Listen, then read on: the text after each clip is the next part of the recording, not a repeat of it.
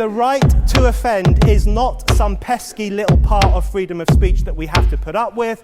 It is the heart and soul and lungs of freedom of speech. It is the coursing lifeblood of human progress. It is the instigator of liberty and modernity and science and understanding. What a laughing stock today's student leaders are, that they can so casually dismiss the right to be offensive without realizing that their lovely, enlightened lives are the gift of individuals who gave offense. Offensiveness is not just something we have to begrudgingly accept. Offensiveness is the motor of human progress. Now broadcasting from the Right to Offend Media Studios in sunny South Florida, bringing you the latest in politics, current events, art, and pop culture. This is the Whitfield Report live with Sam Whitfield. But giving offense is good. In fact, it's essential. Well, good evening, everyone, and welcome to tonight's special edition of the Whitfield Report, Part 2 of the launch of Night of the Vigilante. So glad everyone can be here. Big shout out to our guest for the anniversary show yesterday, Mr. Jake Widmer. You can check that out on Rumble and Spotify as well. Big shout out to him. But tonight, ladies and gentlemen, we have three big events because yesterday also marks the 17th anniversary of this program, the Whitfield Report. And wow, what an accomplishment. I would like to make sure it's not just you stroking your own ego on that one, Sam. That is quite an impressive accomplishment and dedication to this. And, it's great to see the success we've been having. And I hope to see, here's to 17 more. Yeah. Absolutely. And, the show's gone through various different incarnations, but, Max and more have been on the show for the past year and a half. And I think it's some of the best shows that I've done, I think, and having all these authors on the show. Speaking of which, one of our guests is returning as well. But it's just been awesome to have, all these great shows. And then we did not plan this, but Mr. Travis Davis, who was kind enough to come on this year and discuss his book, one of 4 here, is back with his new book, Flames of Deception, which I know sounds a lot like Shadows of Deception, my series, but I promise you the two are not related. Well, Shadows and Flames are very different, for one. Yeah. So the man has a knack for titles, I'm not going to lie. Like, one of 4 automatically struck me just on the title and the cover, so. Great minds think alike. Can have similar. Yeah. Well, so, Travis, thank you for, coming on. And how are you doing tonight, sir? Congratulations. I'm doing good. Thank you guys very much. From rainy, stormy yesterday to kind of nice North Texas. So appreciate it. Thank you.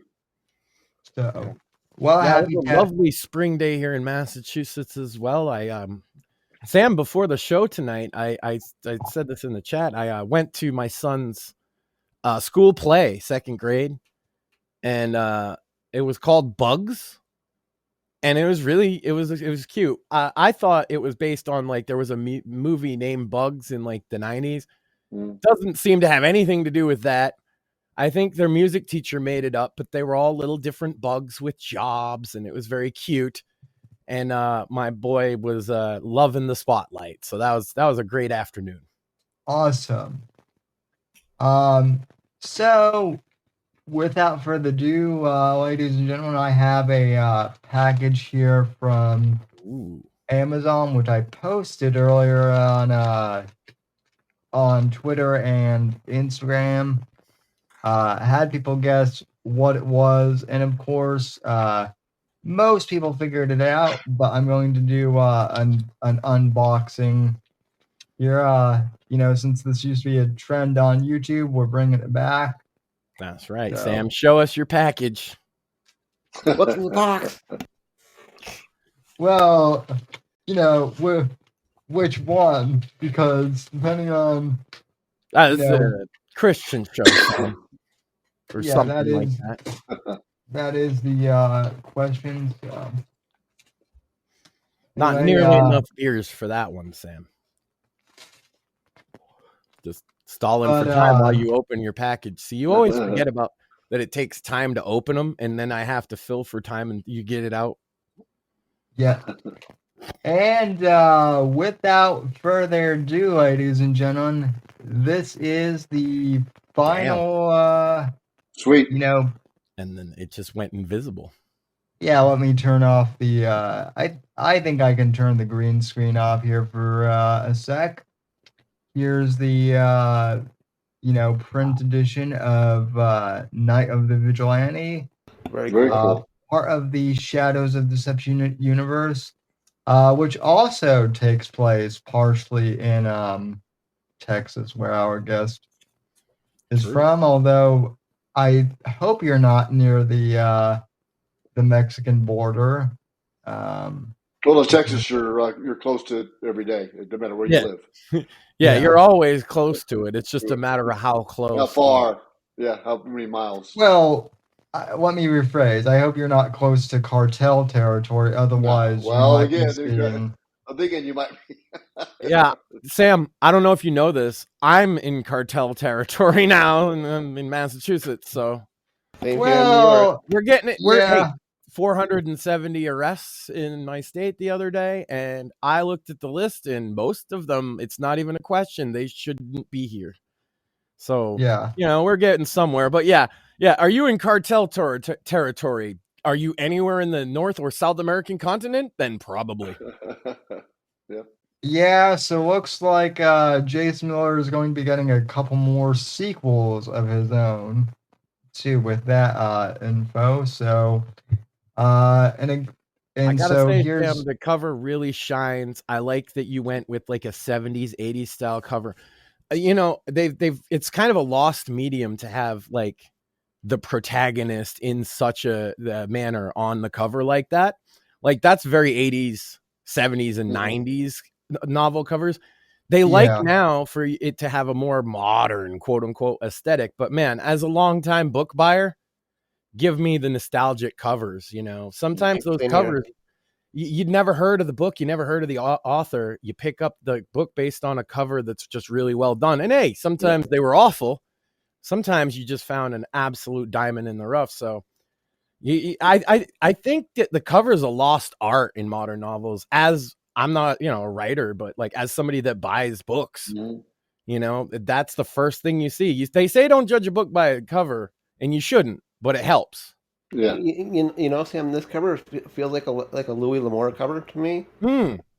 I've gotten that multiple times today, actually. And in fact, shout out to our friends over at the Men's Adventure Fiction podcast, because they kind of, Luke and Nate, they're big Louis L'Amour fans. And when I first introduced the character of Jason Miller in one of the John Ryder books, they were the ones who said about a year ago, actually, that I needed to do a spin-off with the Jason Miller character. So I started writing this about a year ago. Almost, I can't remember the day, but it was pretty close. So, literally a year to the month this is out. And, so this was something that I wrote. I wrote it for myself too, but I wrote it for the fans. And, I really appreciate everyone's support. We've had awesome, book sales. And I'm also honored to share, a publication day with you, Travis, and also with Ryan Stack, as well. So, that's great. If you like literature, if you like reading, I feel like now is such a great time for independent authors who maybe want to get out there or are, have something to say. There's community willing to hear new and maybe not as corporate stuff. I think that's what it really is. There's this shine of like garbage off of so much that comes from all these mega corporations that just something with a little bit of heart made by a dude seems to have a bigger audience than ever before. Yeah. Well, Travis, I mean, or a woman. I don't want to discriminate against our body type Bs out there. Yeah.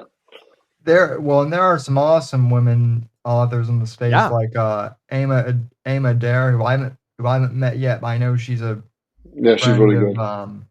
I know she's a friend of Eric Bishop and John Guarnieri, who, by the way, I wasn't able to get a blurb from Eric in this book because the man's become, I don't really want to make comparisons, but he's kind of become like the podcast, guy in this space, and I'm really honored. Travis and I have both been guests on the show separately, and in fact, like I mentioned to you, Travis, when you first came on, you and I met on Eric's Instagram live space initially, I believe, and so. I don't know about you, but for me personally, Eric's been a great friend and really he's fantastic. Supporter and even mentor, I would say. Yeah, I don't think I wouldn't be able to get the first book out. He gave me a lot of advice. It's helped me along the way. So no, he's been, and I just try to reciprocate that to folks who want to, self-publish, because I think they want to put something different out there that doesn't have to abide by certain rules and have certain aspects of the book, characters and thought, and plot plans and things like that. So yeah, he's been great. Yeah, and also, John Guarnieri of the Spear Talk Network too. I didn't get like a direct quote from him, but I quoted something he said about one of my books in an Instagram live stream. So very honored to have him. And Max, I even got a quote from you about one of the Shadows of Deception books. So, you'll have to pick up a copy and see what you said if you can remember. So, I've been I've enjoyed them like unironically, not just because I'm your co-host sucking up to you, but like I told you from the earliest, like, you should pursue this, it seems like you like writing and we didn't, that's the thing is when he started talking about this, we didn't think there was a market for independent authors the way that he's been opened up to by so many people. He just wanted to do it. And it just seemed like the right thing to do. So when you got something like that, to me, it's like I said, like there's a lot of heart in that, right? Is that he just wants to write this book. Mm-hmm. And then, hey, maybe, for a lark, we could publish it on Amazon. And then we'll promote the book on the show. It turns out that worked. Yep. We didn't actually, I'm not just speaking for myself, Sam, right? We didn't expect that to like work. Even though I believed in the books, it's just one of those things. You might have good content, but there's a million voices screaming into the void everywhere you look now. It's hard to get noticed. So yeah. Well, for me, very humbling to watch. Yeah, I mean, it's been extremely humbling for me, and it's been very humbling for me to meet, so many people in the indie author community as well. For me personally, like I think one of the things, because I've been writing stories since I was like a teenager, a long time. But I think what really motivated me to start writing was, to start like publishing was, and we've talked about this, there definitely is kind of the there is kind of like the politically correct, woke entertainment industry, but Well, by the same, wasn't it James Bond that pushed you over the edge, right? Is you were like, I'm not getting, I remember this conversation even on the show, Sam, right? You were like, I'm not getting the James Bond I want. I should just write it myself. Yeah, it was partially that, but it was also partially like a lot of these content creators doing clickbait, like, Marvel movies bomb at the box office, and they talk how much everything sucks, but then that's all they do. They just talk how bad everything is, and they complain and they hand wring about how bad everything is. But when it comes down to like, okay, well, some of these people seem like they have, an idea. Well, why don't At the they very do least, it anything? seems like you have something to say. Yeah. Try saying. Yeah. If you're gonna bitch, create. Yeah, and Yeah. so I kind of feel like, if I'm going to critique the James Bond series specifically, like, I feel like I should at least have something out there, even if it's not like really, that good. And I mean, I think it is, but even if it wasn't, I feel like I would at least have a leg to stand on. There was never plans for more than one, guys. Not that in it. That was from demand. People asked him for the second and third ones. It wasn't the plan. I kind of had ideas for like parts 2 and 3, but I was kind of like, okay, well, we'll see if this takes off. It wasn't even the sales. People just demanded it. Yeah, they demanded it, and Sam is a man of the people. He delivered. And I would say, though, the Shadows of the Deception series, as much as I like it, you've really kind of come into your own in the last two kind of spin-off works that you've done outside of there, Sam. And I'm really looking forward to getting the full copy of this book, because I honestly have a sneaking suspicion it's your best one. That's what I've been told. I've also been told it's my bloodiest, and my most violent. But hey, it's the cartels, and Steve Stratton, another author, he was very gracious to come on the podcast and share his experiences of dealing with the cartels. And he didn't go into explicit detail, but he went into enough where I was like, now I understand why his books are written the way they are. And I also felt like, well, if I'm going to write something related to the cartels, it has to be gritty, and it kind of has to be dark. Yeah. Oh yeah. Books kind of evolved. Look at Harry Potter turned. It was very sublime at first, and at the end, it was all out. Pretty out there and hard. And if you're trying to portray the realities of cartels, it's going to be dark subject matter, because I don't even think a lot of people don't realize how dark the cartels get. There's awful gore videos all over the internet that they casually make. Yeah. And why do they do that? They do that to scare other people of them, to make sure that they're going to like skin you alive or whatever. Yeah. It's awful. If you talk, there was that one journalist that wrote like a barely critical piece about cartels. She ended up with her head on a top of a pile of bodies of random people they killed just to send a message. This is dark stuff. These people, and it's because they're out there bullying essentially the governments in a lot of these places. They outgun the cops in some places, and the cops know better than to start a war with them. So yeah. And they're already on the outlaw side of society. So the tastes of the most depraved, most sick of these people are only going to get worse and worse until something is done. And so, to address that, you kind of do need a dark fucking story.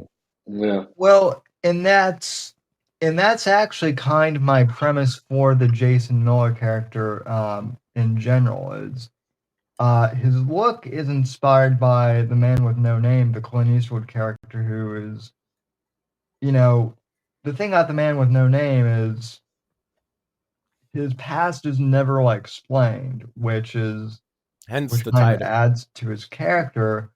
Mm. But I was like, I'm such a fan of those movies, and someone was like, well, what if someone made kind of like a modern day interpretation? What would he look like? And so I was like, well, that's actually kind of an idea. And so what I wanted was I wanted an American who would go after the cartels in the exact same brutal fashion Mm. Right. that they go after civilians and law enforcement. Yep. An And there were, anti-hero, essentially, a Punisher type figure. yeah. Mm. And there were actually a few scenes that I had to, well, I didn't have to, but there were a few scenes that I rewrote because they got so, some of them got like a little too violent, and war porn is not my specialty, I guess. So I Well, toned down some of it, but any good writer knows when he maybe went too far and is able to amend it a bit. Yeah. Yeah. Because you read it back and you're like, maybe other people won't get what I was going for here. Maybe I should tone it down a little. So it has to be violent. So I didn't expect it to be like, what do they call that genre? Like gore punk or splatter punk. I didn't expect splatter punk style levels of gore from you, but obviously there's going to have to be some dark situations when you're just, like I say, people don't understand how dark things down there can get in the dark corners, I don't know if anybody's watched some of the documentaries when Vice used to be like actually decent at making documentaries. They made a lot of them about South America. And one that stuck with me in particular was about this drug called Bascal. I don't know if anybody's heard of it, but it's essentially like a cocaine byproduct that it comes off of. It's the goo that comes off the machines when they make cocaine, basically, right? Oh yeah.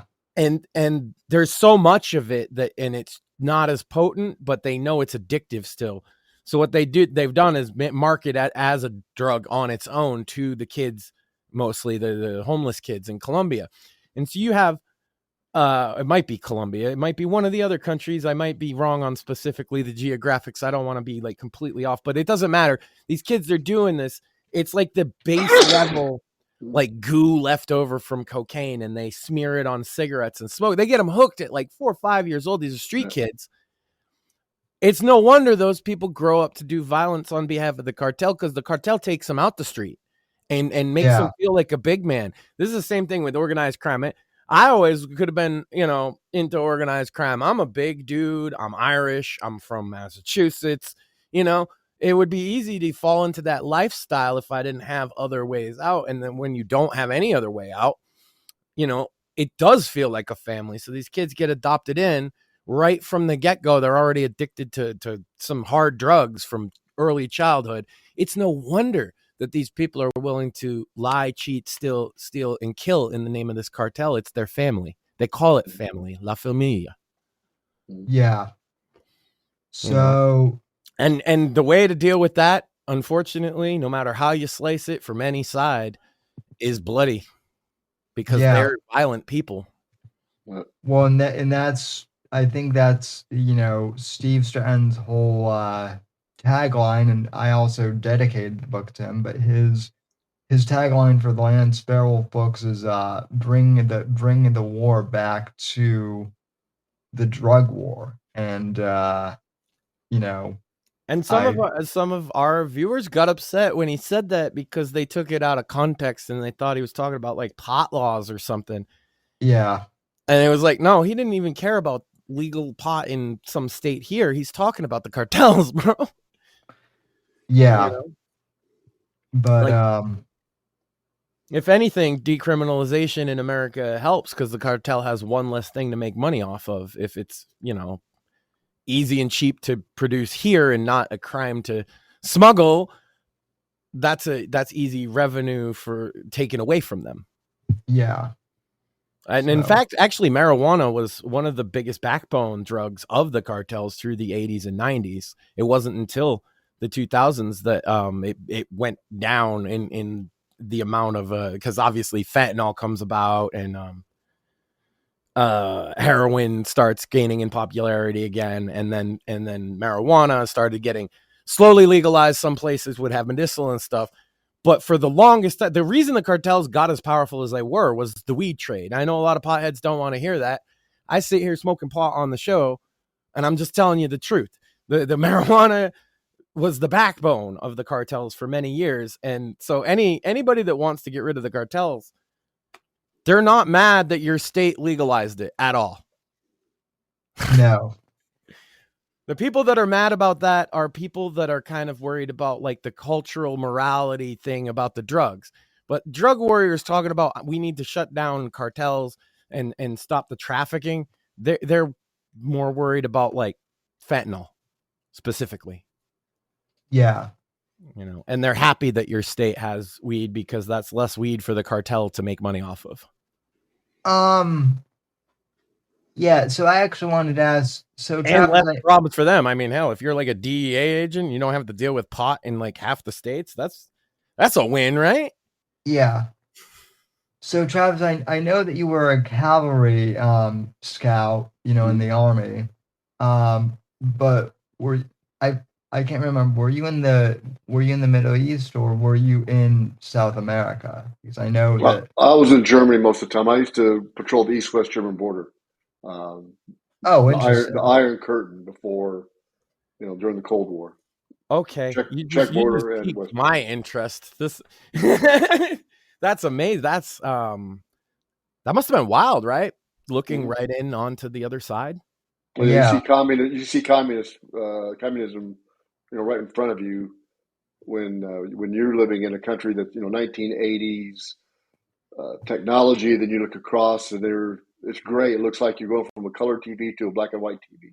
Yeah. And then you see the control that they have over people, and the fence and all the barriers that they had up along the border was not meant to keep us out. It was meant to keep them in, because their tape traps that they had would stop their tanks, but our tanks could roll right through them. Mm-hmm. That's right. People don't kind of remember, but when the wall went down, it didn't come down from our side. Yeah, it got torn down from the other side. Sam, I don't know if you knew that. I actually We could have taken it down at any time if it was like that. Yeah, it came down from the east side. Yep. Yeah, well, I mean, I've seen footage of the wall coming down, and yeah, it's from the other side. Yeah. I think they're desperate to do it too, ripping at it with their bare hands. Mm-hmm. Yeah, and then tells you what they're, that tells you what was behind that wall. Yeah. Yep. There were. Yeah, it was. There wasn't the people. It was just the government. It was all screwed up. Mm-hmm. Having seen that, Travis, I am curious specifically with that wall. Mm-hmm. And I don't want to get you into a political question if you're not comfortable. Mm-hmm. But how do you feel about the wall that people are talking about, like here in the U.S.? Because you've actually seen the Berlin Wall, and people are trying to make comparisons to the southern border wall. So do you feel that it's a fair comparison or not at all? Well, where I patrolled was there was a fence, right? It was probably 3 meters high fence, but yeah, it's. Well, I'm all for the wall. I mean, yeah. I mean, if people don't want to abide by the laws and do it right, then you've got to be able to funnel those people into a point where you can control them, and that's all that wall is meant to do, is to hesitation about moving somewhere. It's an obstacle, right? And what you do with an obstacle, you mark it, you move around it, or you go through it. There's only a couple things you have to do. So, and why you have obstacles, it wants to funnel people into a choke point, right? And that choke point typically is a kill sack. But in the case with the southern border, it isn't. It's a point where you can bring them into a legal point of entry and then process them. That's Well, what yeah, their goal. That's it's what their like goal is. it's like the legalese version of a kill trap, right? It's the we're gonna catch Yeah. you, come in here, and you can Yeah. fill out your paperwork, kind of. Yeah. And Fill and out I, paper and I correctly. think Come that in. is how it should be as well, right? I actually think, you know, this is such like a common sense position with most people have, I've found, and we've been saying this for years. It hasn't been until recently a lot of people say, yeah, you know, I know lifelong Democrats that are like, yeah, I don't have a problem with the border wall. I have a problem with this, that, and the other thing, you know, but that is real basic stuff, you know. It's real tough here in Massachusetts because like our leadership is explicitly like pro mass immigration, don't care where they come from. And you know, maybe that works in Boston. See, everybody assumes I'm from Massachusetts. That means I'm from Boston, but like we live far off enough out of Boston. Everybody here votes red. Okay. It's just that they outvote us. You know, it's one of those deals. They're the big city. They have, I think there's 2 million people in Boston, and there's like 1.7 million people in Massachusetts not in Boston. Yeah. So they automatically win. We don't have a say. And so when they want to bring all of these people in, it's funny because they don't actually dump them in Boston. They dump them in places near Boston, and then they spread out. Or upstate New York, in my case. Yeah. Yeah, they spread out all over. So I'm down here kind of far away from Boston, and now we're getting overloaded with people from Honduras, Ecuador, even in some cases Nigeria. There's the Palestinians, and I don't, you know, this is a small town. It's never been as like I've walked through the center of town and felt like I might be in danger until the last like year and a half. But that's the case now. That's they built these giant facilities. Originally they claimed it was to be big housing, like expensive housing for people who work in Boston, right? I said from the beginning, I think that they're doing it to do migrant housing, and everybody told me I was crazy because there was no way they were going to rent these out. They were like $4,000 a month apartments, right? There was no way they were going to rent them out. I knew that from the beginning. And when they didn't, then they declared it migrant housing. And then they moved all these people into our small little town that frankly doesn't even have a police force big enough to deal with that. You know, and then they don't care up in Boston. They're like, oh, you have a problem with any of this? Well, you just must be a bigot and we don't care. And we're not going to hear what you have to say.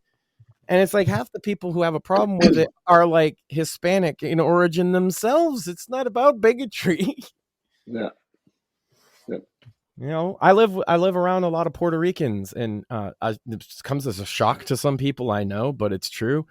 They're American, right? They're American citizens because Puerto Rico is part of America, and they don't like mass illegal immigration as much as anybody else. Are they bigots too? It's like, also, I have the same problem. We got a problem up in Boston with the illegal Irish immigrants. I'd say they should have the same treatment. yeah. There's a line. There's an order to things, and people don't like it when you cheat. You know, most people don't like it when you cheat. I know a guy personally. It took him 20 years to get his citizenship. You know, he came here from, was it Portugal? So he's Portuguese.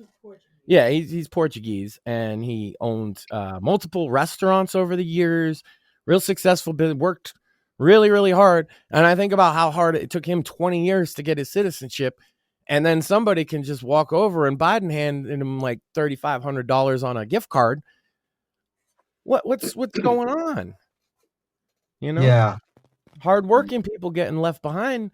You can't do that forever because hardworking people start to say, "Hey, what?" It's not that they're not empathetic or whatever. It's that at a certain point, it's like, yeah, but can I be empathetic to my own self for once in a while? Like, we can't, and also you can't save everybody. Some people just behave badly no matter where you put them. Yeah. And that's why getting rid of the ones that have these hardcore criminal convictions before they even get here is so vital to the process. Nobody wants to live next to a murderer. Mm-hmm. You know? No, great. Sometimes you might. I actually stayed in a hospital room with a guy who had murdered somebody, you know, years ago, whatever. but you don't want to invite them into your neighborhood and say, hey, live right next to me, and also live off of my dime, my tax dime, and things like that, and add to the housing causes. God, like what's housing anywhere in America? It's really expensive here. Yeah. We have a right to shelter law like New York does, so that's why they come here in such grand numbers. It's intentional, because as soon as they touch down here, the state of Massachusetts, because of the right to shelter law, is obligated to put them somewhere. Mm-hmm. And it's tough, and that they don't seem to care if that off puts or dispossesses the citizenry, right? They just keep sending them to us, and to some degree, if you follow the money, there's a lot of grants that they get, or there were, that were seeming to drive this behavior. So that it's usually a follow the money kind of thing. There's usually some kind of incentive. Yeah, I don't know if those grants are going to continue to exist considering the state of things, but that does seem to be why they did it that way. That like I said, they got a massive grant for converting the expensive luxury apartments into migrant housing. So that kind of thing is why a lot of times why they do it. But also it does seem that there's some that are just ideologically driven to do it. But man, does it suck to be on the end of you didn't even really care all that much, you know? Yeah. And then all of a sudden it's in your face and you're like, oh, I have to care. And then this is, I think a lot of people experience, you have to care. And then when you do say something about it, they're like, you're a bigot, racist, phobe, whatever. And you're like, no, not really. Well, and that's another thing too, is I think one of the things that at least for Night of the Vigilante, I haven't gotten a lot of negative feedback, but some of the negative feedback I did get was, well, a lot of the cartel members are Hispanic, and it's like, well, yeah, but they're also terrorizing innocent Hispanics too. That's just the way things are. Well, okay. One, your cartel is essentially a completely fictionalized cartel. So how do they know that your cartel is all Spanish? It's made up out of your head.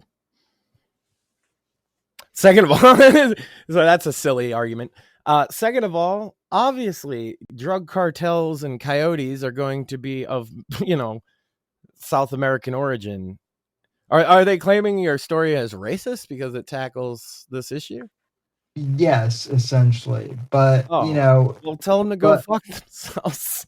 Yeah, I'm just laughing. I just laugh at it mostly. Yeah, it's such a everybody's so sick of getting racist screamed, and at this point, every American has had it screamed at them enough times. It feels like that they're just that's probably not a legit thing that you're saying. They've heard it hurled at themselves, and they know it's not true. So when they hear it hurled at other people, they kind of just roll their eyes. I think a lot of people. Yeah, well, if I'm being called racist, I think Travis might be called anti environment here, because I'm looking at the Amazon page for Flames of Deception, and I don't want to read it for you, but Travis, you came on with 1 of 4 at the beginning of the year. Great, historical fiction novel.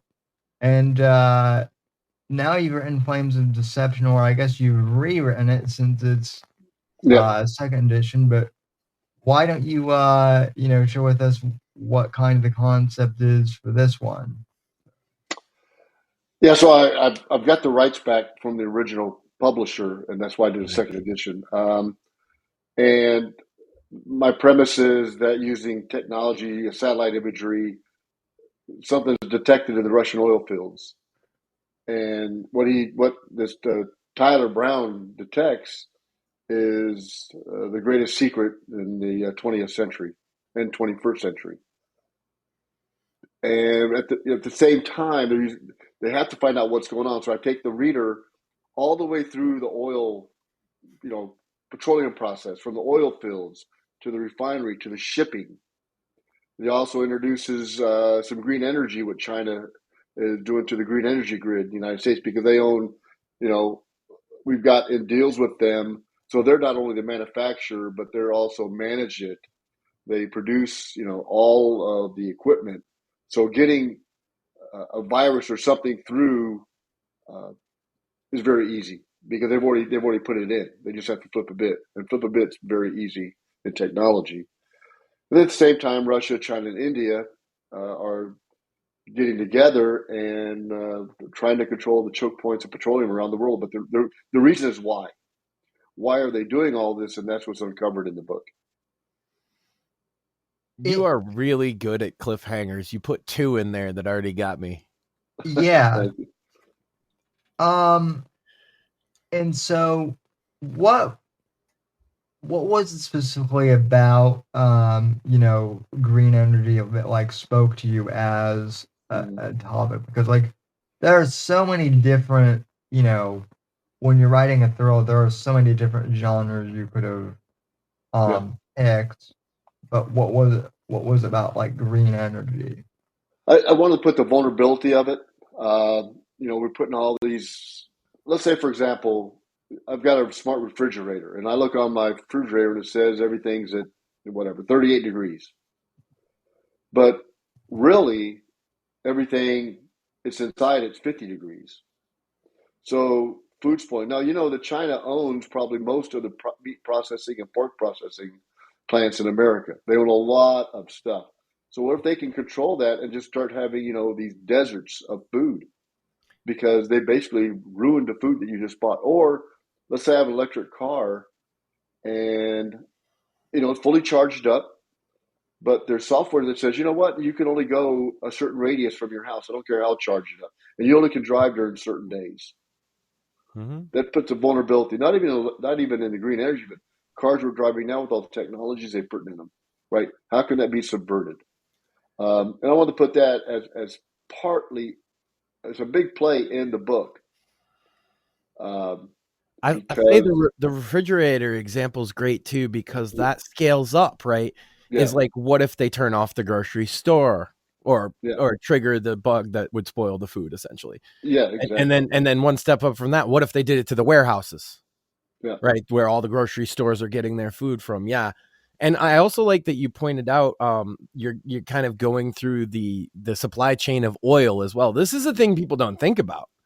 Yeah, I put in the book that we're the U.S. consumer, or there's a term in logistics called the last mile, right? The last mile is what is a store, basically, and we're last mile thinkers. Yes. If I buy an electric car, I think I plug it in the wall and so magically that electricity appears. When back further, there is transmission lines, and there's probably a coal burning fire plant, right?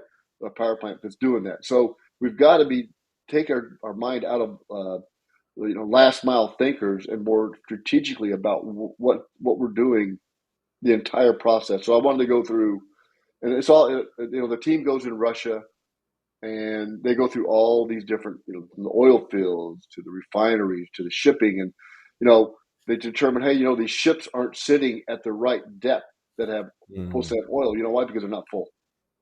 And I introduced some technology in there through satellite imagery that takes one of Isaac Newton's laws of physics to be applied to being able to tell weight, density, motion, different liquid at different speeds gives off different, friction, and you can determine that.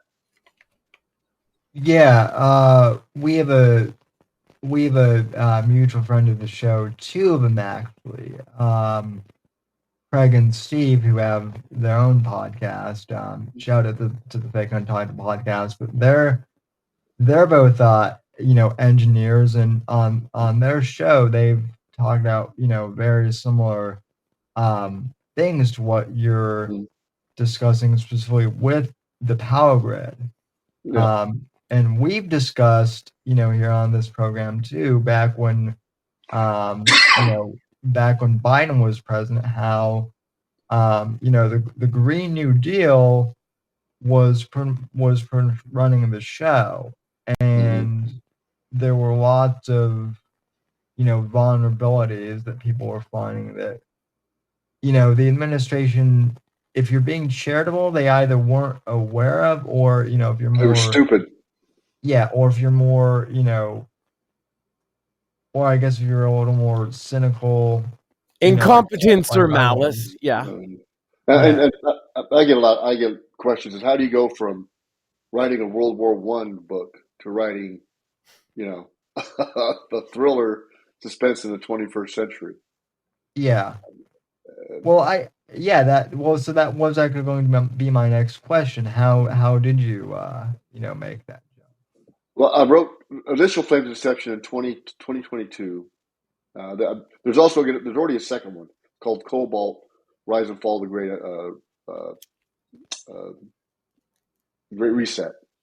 And then I was writing the third in this series, and I got the idea for one of four, interested in World War I. So I put that away and just concentrated on writing, the one of four, because I felt like it was I want to write books that people kind of remember.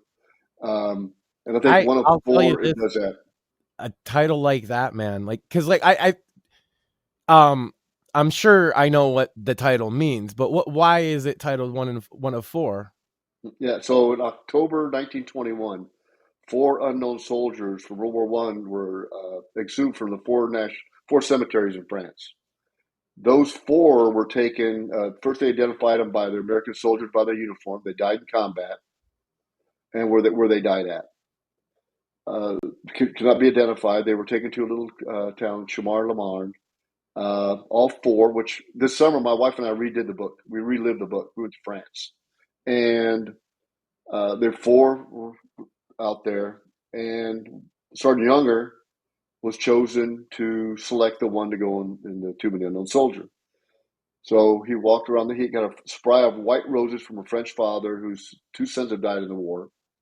He walked around the casket several times and chose one and put it there. And the fictional part is when he put it there, he had a feeling come over that he hadn't felt in 3 years.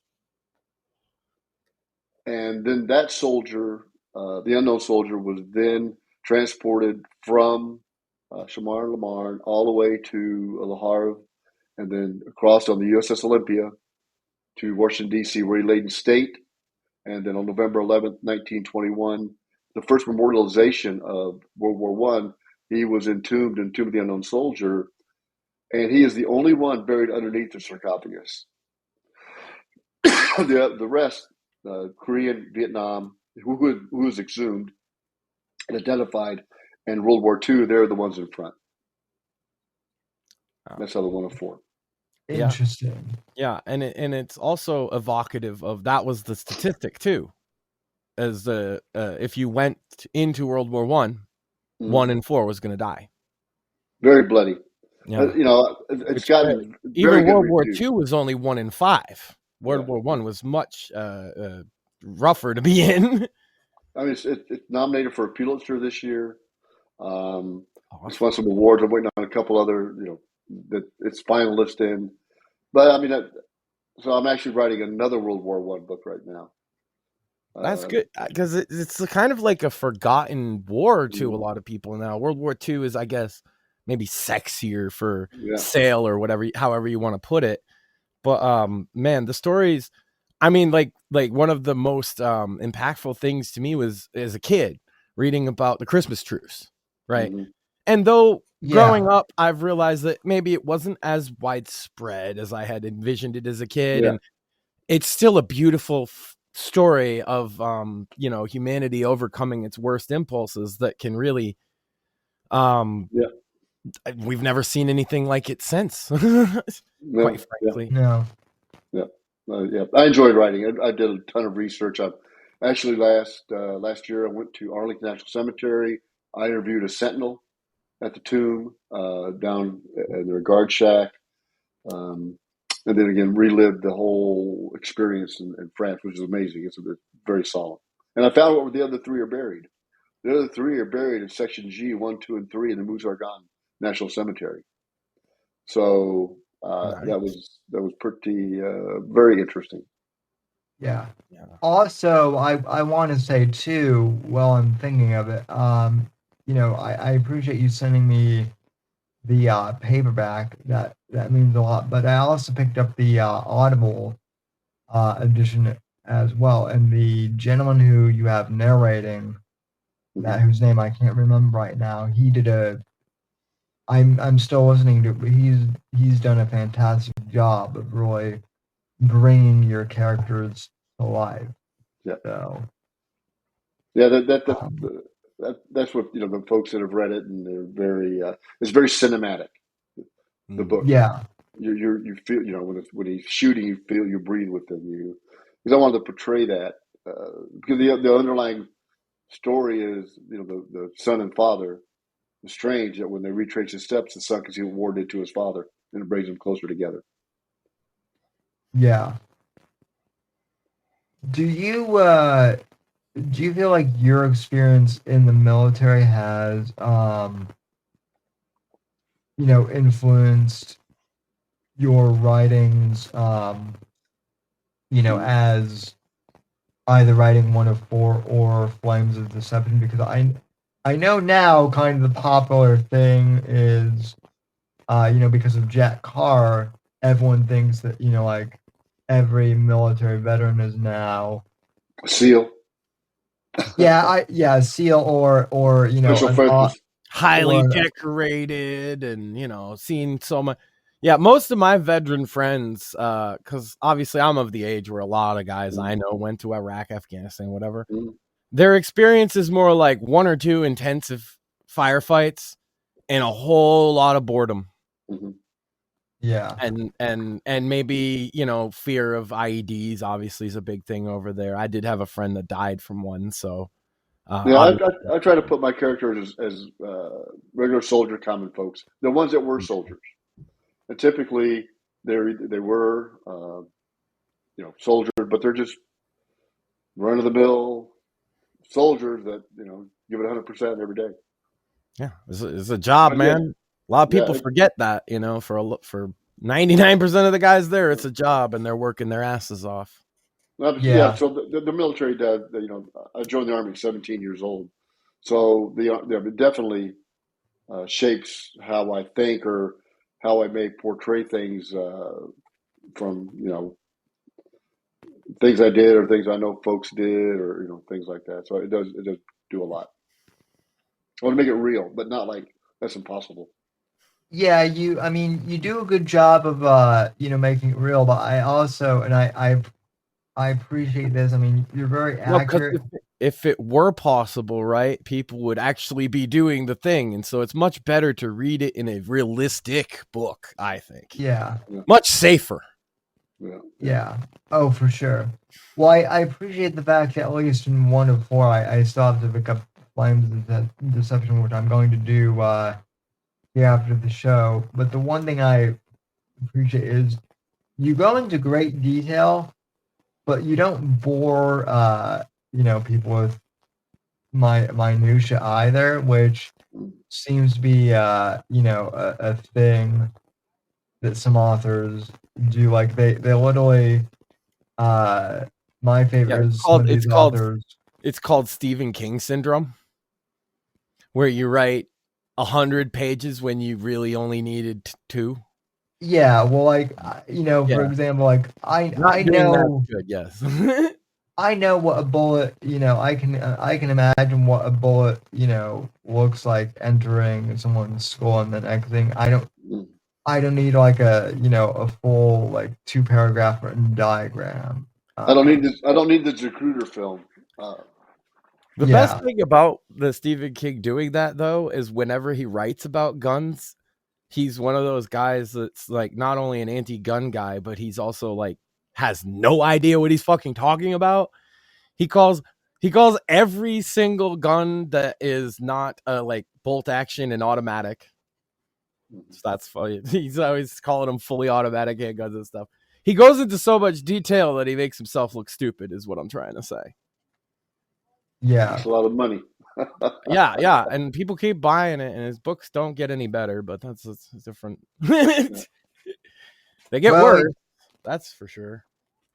Well, and I will say too that like that's the other thing is, like it is nice at least, for me and for to see how you and other authors, how we all have different writing styles and how, Oh yeah, of course. Things, and how we can kind of, borrow from one another to improve. Oh yeah. Because I mean, if Stephen King's writing style worked for everyone, we would all be, millionaires and the fact is it only works for him some of the time. Yeah, why? Like he's an institution at this point, so people will buy his books regardless, right? But in terms of it working, there's a reason that people fondly remember his older books and don't even know what his new books are, right? Yeah. So even for him, it doesn't work all the time. It certainly doesn't work for everybody. Yeah, I've always been, in terms of art of any kind, a big fan of stuff that I find. I tried to discern and define the characteristic I look for in art, because the stuff I like is so vastly eclectic and different from each other. I look for authenticity. I figured it out. I look for like I don't really like country music, but man, do I love me some Johnny Cash. Because that man is speaking from his soul, it's always like that for me. I'm looking for something that feels just like it's somebody's unique actual voice. And the problem I find with a lot of modern entertainment is corporations like the exact opposite of that, right? It's got to be like the focused, tested, safest possible thing you could say that will go viral, and has to have, it has to have search engine optimization and all this stuff. And it's like, that doesn't make for good art, man. It makes for great products, but it doesn't make for good art. Well, even, and I mean, I don't know, how you feel about this, Travis, but I mean, I've talked to other veteran authors who they really can't stand how Hollywood will do like, inaccurate like weapons checks or an inaccurate like gunfight, scenes or stuff like that. And I mean, to us as civilians, we might not see it, but you guys see stuff that, we don't pick up on, even if you yourself haven't been in combat. Yeah, my son was in the Army, and he said, what he noticed too is that when he was watching, these, Hollywood war movies or whatever he's doing, he was like, that's not right. That's not, that's not how I do it. And so, yeah, I mean, you see, or uniforms, I mean, it's almost like stolen valor with some of these uniforms these clowns wear on these shows and movies. But they get away with it because they're Hollywood. But yeah, I mean, I can look at some stuff and say, oh, I know, and I go wear a chicken suit on the bus, and everybody's all no. yeah. So, yeah, which is the same thing as these Hollywood clowns wearing uniforms. In my opinion, sometimes it's like a chicken suit. Might as well be. Yeah. My favorite thing in Tropic Thunder made fun of this in that movie, but the whole concept of actors like getting PTSD from being on set and and like experiencing the same thing, and it's like, well, sure, like I can get very emotional writing, but it's not the same thing. You get PTSD. Yeah, and unless the movie you're talking about was like the Twilight Zone movie where Vic Morrow got killed or something, then maybe that's traumatic, okay? But yeah, generally speaking, yeah. Oh, what? They blew up some fake explosives near you. Oh, wow. You must feel really bad. And you were expecting it too, huh? Yeah, that must make it really hard for you. Yeah. Try having one that's actually trying to kill you blow up and you aren't expecting it, and then maybe you could talk about how it feels, And I haven't done that, by the way. I'm not saying it like I am, because I was rejected from the military because I had flat feet. But I had a lot of friends that fucking gave their blood in that particular profession and their lives even. And so, I have a little bit of respect for it. And I can't believe they is there a specific actor you could name that said they got PTSD from a war scene, Sam? Because I want to make fun of them. Yeah, I got PTSD from that boxing match where I got beat up too. Come on. I don't know if they said they got PTSD, but I know that and I mean yeah, they try to point it like, oh, we know what it's like, or what. I got you. Yeah, and I mean, Platoon is a good film, but even so, they're still actors, and well, there's also like you talked about the accuracy of things. There's also the rule of cool too. It depends on the context. Like, no one's expecting The Matrix to be super accurate to like military tactics or something, but when it's a war film and the soldiers are doing things that any soldier would be like, hey, he's not supposed to do that. Like, I'm trying to think of examples, but we all know there's like 5 different, they're saluting wrong, or they're, just silly things that anybody that's been through basic would be like, hey, why is he, that takes me out of it because I don't, but that's a war film. You can have your John Wicks. Nobody cares if John Wick's physics are stupid.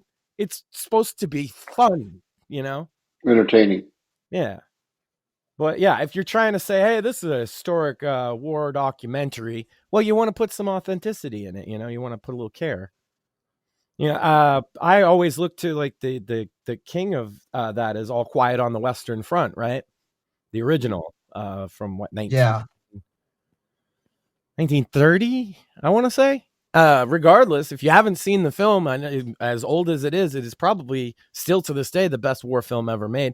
The remake they did a couple years ago is okay, but I highly recommend the original. It was written by veterans of the war. The original is fantastic.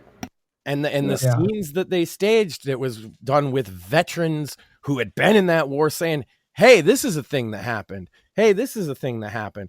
Rather than what they try to do now and make it really dramatized and comic booky. That was more like, this is what it's really like. That was the whole point of that film, which is why it was very controversial at the time, because nobody had shown war for what it was before. Yeah.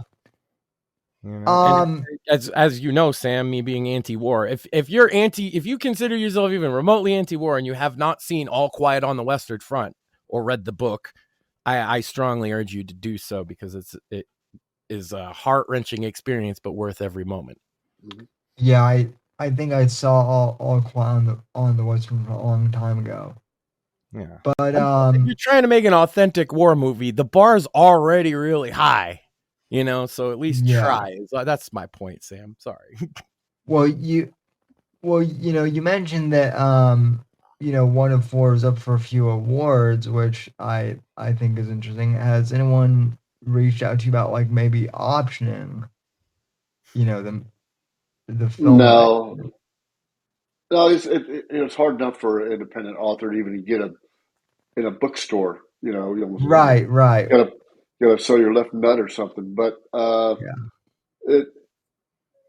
think so much of this is tied up with the big the top 5 probably publishers that it's hard to get anything in there.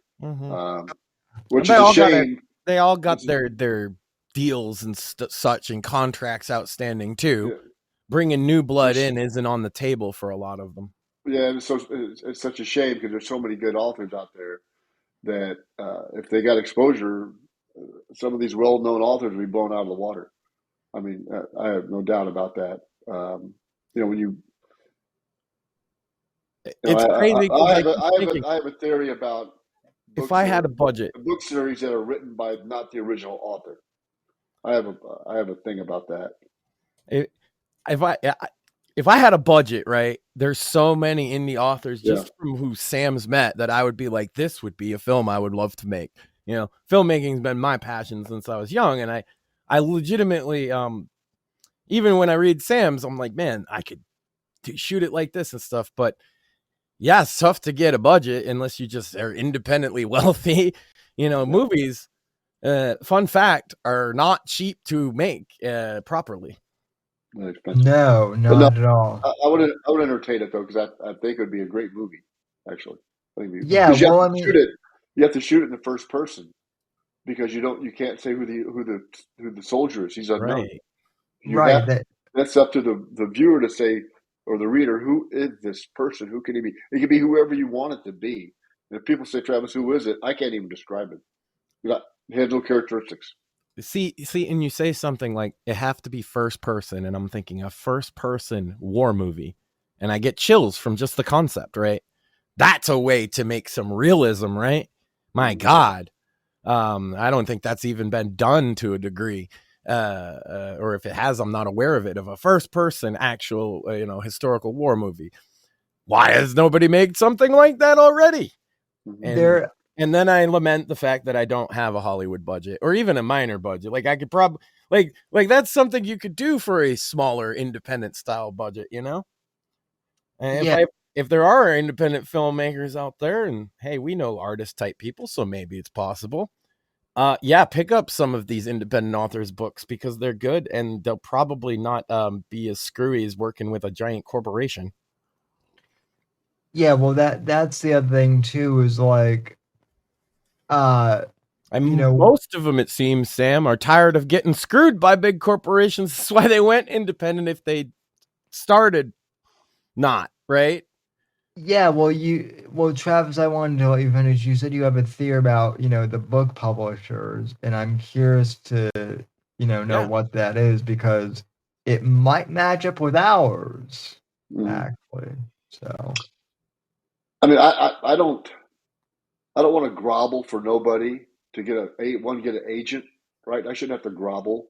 I shouldn't have to change my way that I want to portray somebody in a book to match they're just to market a book. I want to I want to write books that when people get done reading, they're moved by them. Now, not more in the thriller space, but this historical things that I do, I want people to be moved by them. And I've read again. There's these some of these books that the authors are long gone, but they're still producing these books, and I'm not they do it. I just don't read them. Yeah, you mean like the posthumous publication? Yeah, I'm like because we get into it with there's people out there that are like very anti-copyright just entirely, whereas I more fall in a stance of like I think the DMCA specifically is a bad law, and that digital copyright just hasn't caught up to the way it is in traditional things. Yeah. And this is one way where copyright really gets people screwed, and it's an unfortunate thing, but like the only way to deal with it is a reform to the system. And yeah, I don't think 70 years after somebody's dead, anybody, but like the public domain has to happen at some point is right. Yes, I think it's life plus 50. Yeah, but that's all that. But I don't know. Right, but they even they've extended things like that for Disney already. Like they've made exceptions for these mega corporations because they lobby, which is like I think until recently they had Rhapsody in Blue until like 5 years ago. Yeah. I mean, if I won the Pulitzer for 104, book agents, a big, came to me, I'm like, well, why do I need you now? Well, yeah. Hey, win, lose, or draw, Pulitzer nominated sounds real good, doesn't it? Yeah. I mean, so we made up an award show to give Sam an award so it would sound good on his jacket. But I don't want to. But I think true. That's a true story. We made a whole fake award show for him. Not because you're an indie author, do you mean you're not a good writer? That's what the misconception is, right? Oh, I'm self-published. I mean, you're not good enough to go get, a publishing deal with, one of these big publishing. That's not. I never even tried. I mean, Well, Why don't this is why won't it sell my soul?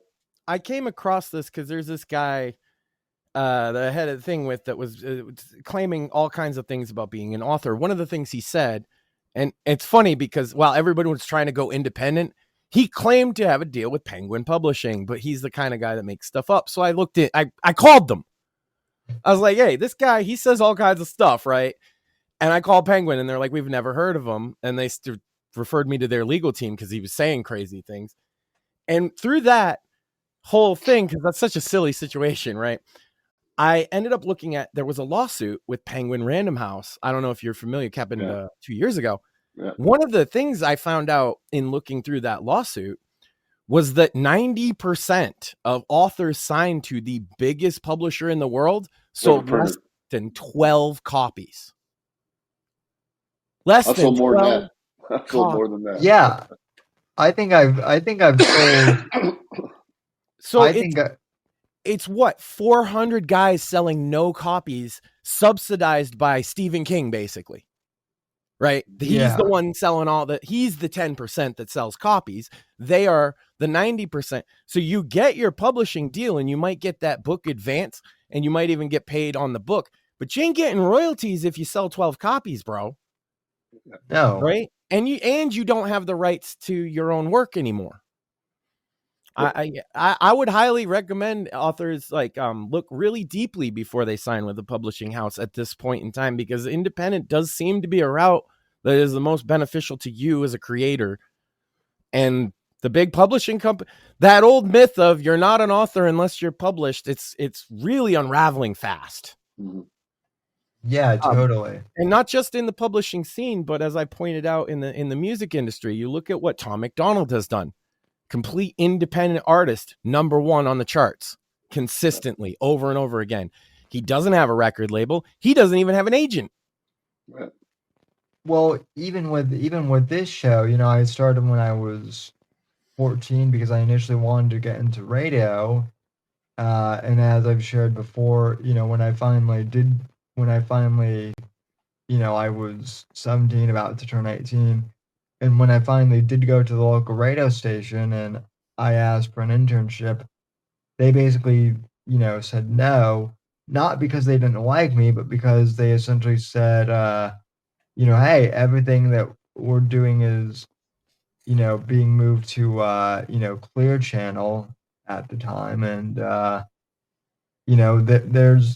we're not really doing local, radio anymore. So that's kind of where podcasting, I guess, kind of took over, now for the better, I would say, too. So, well, independent media, I saw the change in a lot of this through, like I said, Sam, working with musicians in the 2000s, right? And working in the music scene, is you saw back then, the internet was a very small part of marketing, right? And by the way, only independent artists. I only ever really dealt with independent artists, right? The independent scene back then was reliant on word of mouth. It was reliant on magazines. It was reliant on those kind of more, pre-internet, even well into the internet age. And but now you see music. The easiest way to get your stuff out there is to get it on YouTube, get it on TikTok, and not have a publisher, because the publisher is the record label is probably going to screw you. You can get your record put right into Spotify directly. You and Spotify have a deal. You don't need to deal with anybody else. You just sign up and you put it up there. The independent thing really does benefit artists. Another thing I'd point out is back then, I used to make a comparison that made people uncomfortable, even because there was the famous, beef between Eminem and Insane Clown Posse, ICP. And I always used to point out to the Eminem fans who, don't like ICP, the one big thing they would say is, well, he sells way more records than them. But if you looked into the financial breakdown, because of his record deal, he was getting $1 off of each record he sold, whereas the Insane Clown Posse was an independent artist, was getting $11 or $12 off of each record they sold. So they might not sell as many records, but they were making about the same amount of money. Right. And that's one of the benefits in independent artists, is because you don't have to support these giant staffs of people and, accounting and legal and agents and all of this other stuff. And you're able to get your work right in front of your audience directly with the least restrictions possible, ideally. Yeah, absolutely. Well, I mean, I'm looking at the page again for Flames of Deception here. And, the pricing on Amazon, at least, like, some people might think that, like, $30 for a hardcover is a lot. Like, that's Not for a hardcover, no. That's a going price. that's the going price now. And, I would actually say it's a deal, because, like, hardcovers here at, like, the Books A Million, franchise in Florida, they're more like 40 now. Mm-hmm. So, well, I mean, look, you can't even get like a meal delivered for two for fucking $30 these days, Sam. No, you can't. Take a girl out to eat for less than fucking $29.99, Sam. Good luck with that. Yeah, good luck. You bet you're going to McDonald's, by the way. And probably not getting a Yeah. Don't ask for extra sauce. Yeah. Even then, like, fast food is expensive. So, and the other thing too, when I mentioned this to people, is like, indie authors like Travis and I, we don't get the full, like, $30 either. We get a percentage of, whatever, Amazon. So right. I think it's like paper costs money, printing costs money, shipping costs money. So yeah. You should always assume that a full retail price is not going in the pocket of whoever. Yeah, exactly. Yeah. So but I by the way, like, I will. You said my cover was great, but I mean, Flames of Deception has. Yeah, that's killer. Yeah, I mean, that's really a killer. Thank you. Cover. Did you have someone? Did you have someone design that for you, or on? Yeah, I have somebody design it. As a matter of fact, I got his name from Eric. So, I the same guy that Eric uses. Nice. Yeah, he does a good job, because I've seen Eric's too. Yep. Yeah. So. Sam, especially, he makes his own stuff because he's so awesome. Well, that's that's another thing too that Travis and I have in common, is we're both technical writers by trade, and when I was going through technical, I thought you were going to say you're both awesome, but go ahead. Well, yeah. Well, yes, we are both awesome. We're both authors, and we're both technical writers. But graphic design was a big part of, I guess, what I was, learning when I was going through school. And lo and behold, even though I write mostly, a lot of those graphic design, courses that have actually come in handy more than I thought they would. Would.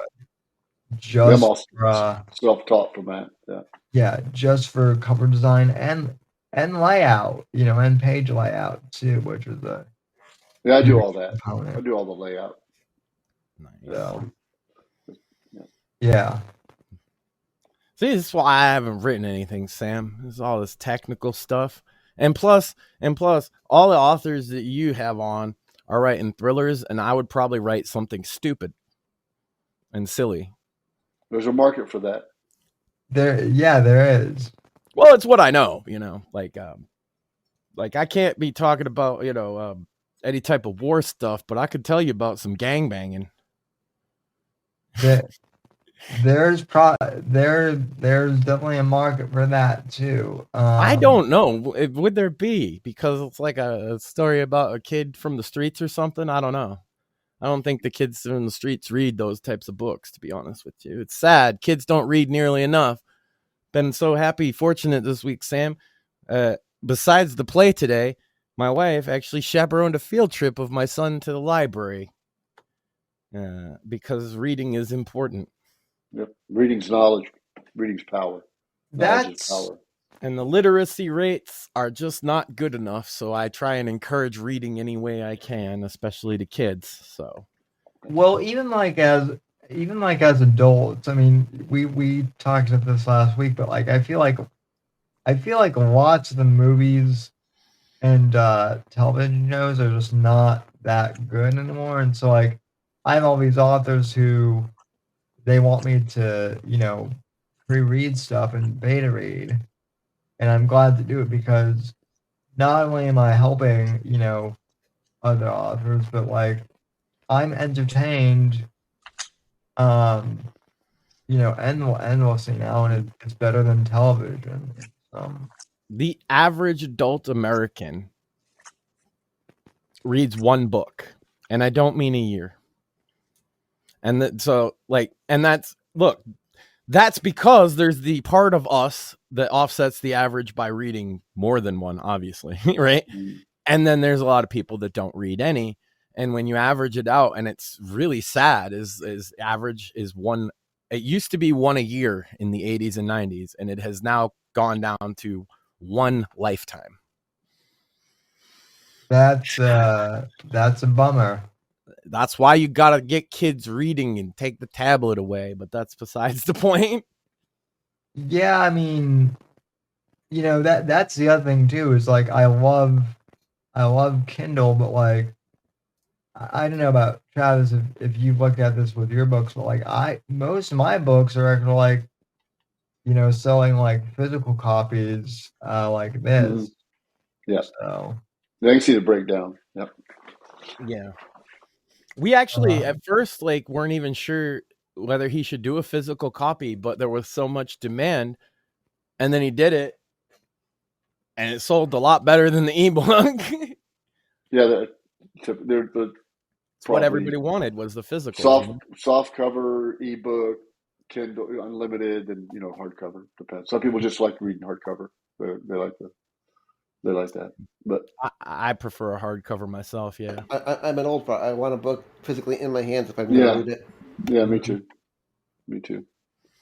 yeah, well, and actually speaking of hardcovers, too, we have Night of the Vigilante, the new one, but we also have the first two books in the series in hardcover, which I was waiting for that one. I was like, Sam, are you not putting the 3 into one as a mega collection? And he's like, yes, eventually. And it came out so great. Yeah, okay. The funny thing is, like, I quite really released that at Christmas, but like, in addition to people ordering Night of the Vigilante, like, I've gotten like at least 5 orders for this. So, well, because people wanted to put all 3 into one and a hardcover. I told you people would want that. You were like, I don't know, they're gonna buy my book already. It's like, yeah, they're gonna want the yeah, one all in one. It makes it so much easier. And I put in like one extra short story in there. The one thing I will say though is, and it's hardcover. That's the king. And show the cover again, Sam.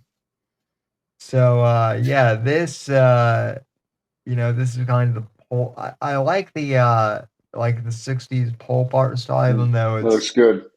Set in modern day, and it's very like Flash Gordon meets modern chic. I like it.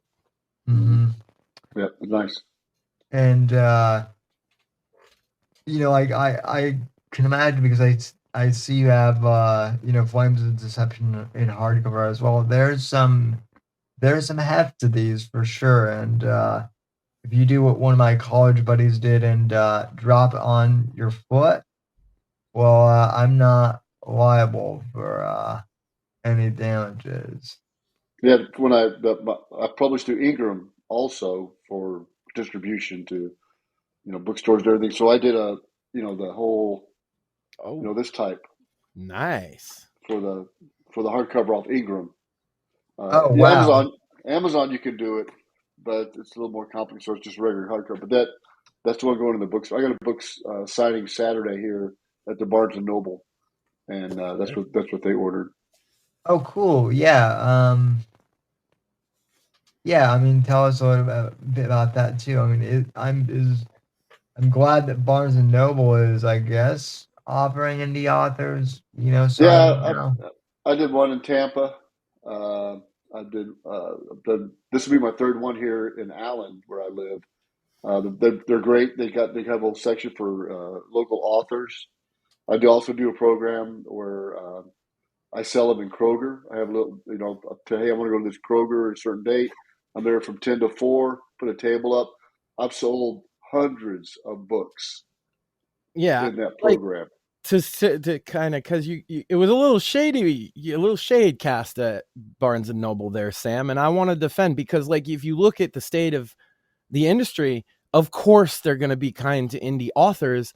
As we've said, nobody's buying the big corporate slop, and if they are, they're buying it at freaking Walmart, right? They're buying it on Amazon. So Barnes and Noble has a vested interest in fostering a healthy author community, I think. Well, it does seem like our local also has a local author section as well and things. No, I only throw shade because because at least I noticed when 10 years ago now, that they used to put like certain authors on higher shelves where they were harder to find. I'm not saying they're without criticism. I'm saying I if you look at what's been going on now with Barnes and Noble, they've been doing kind of a good job. A lot of people, you'll find a lot of people will agree. They won't buy off Amazon. Yeah. Right. They've got to go through Ingram Spark, Lighthouse. They have to go. They'll go through there. They'll never buy it from Amazon. Right. They never have the margins. But I try to get these indies. I do some library events, and that's the hardest thing, right? You've got to writing the book is probably the easiest part of the whole process. It's the marketing aspect of it. You got to treat each book like a business, and you got to plan for each of those businesses, because you're getting different audiences, right? The demographics of thrillers is bigger than my World War I historical fiction, where when I'm selling myself together. So you always got to look at that, and then you market. How often do you market? How long? That's the hardest part. That's something that you don't miss. Like you'll have these books that are, number one before they even are out. Pre-release. I'm like, how does that even happen? Well, these big companies, these publishers, they sell a bunch of them into these bookstores. I'm not saying if they're going to even sell them all. That's it. They got that marketing, but that's what I'm talking about. Is the downside of the indie author, obviously, is you don't have the machine behind you, and that machine does a lot more than people think. This is true of any of the show business. So I mentioned some of the benefits of being like an indie musician, right? The downside is not only are you not have that machine behind you, you're actually competing with it. And so, yeah, it's like you say, the indie game in any of these artistic ventures is grind, hard work, and knowing what you're doing, kind of having a plan, like you said, and seeing where it goes, because nobody else will do that hard work for you. Whereas Amazon or all these, larger companies, they have marketing teams that this is what they do all day, every day. And there has never been an independent author ever to win the Pulitzer Prize. Yeah, no, I noticed that. So the fact that you're up there, like, bravo, sir. Yeah, that's huge. So, they can't deny good. That's what it is. Yeah. Well, and I also let's see. I lost my train of thought. I had something, Sam, I needed to ask you and Mort about this week, if that's okay. Yeah, sure. Go ahead. I'm gonna have to bail here a second. I gotta get up and get on the school bus, as I told Sam here. I'm a aide on a special education bus for the school. Oh yeah, absolutely. Awesome. Well, if you need when I'm rested, yeah. But no, I appreciate what you guys it's pretty neat actually. I like the format it is. Yeah, well, before you go, why don't you, plug some of your stuff? You also have, your podcast as well. Ecke, it's ECKE. That's just means German for corner, so it's author corner. I also do a weekly book and a beer.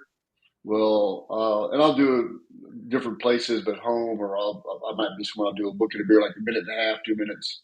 Last week was at the Stockyards in Fort Worth, Texas, and then of course I have my my books, com, and then Twitter or X and Facebook and Instagram and all this other stuff. So yeah, please check out the books and let me know what y'all think. I appreciate it. No, thanks, Sam. I really appreciate being on here. Thanks, sir, and you're welcome back anytime. So A pleasure, sir. Well, bye-bye. Well, the question I had for you guys, did you see the Jasmine Crockett comments this week? I did. Okay, Sam, do you know what I mean? I've heard... it was that tweet that I tagged you in, Sam. Yeah, so she called Governor Greg Abbott Governor Hot Wheels. Oh, that. Look, I get it. It's like, I have to kind of get you guys to comment because it's a cripple related thing, but like, you guys kind of have to weigh in on this one. I think it's sort of the point of this show.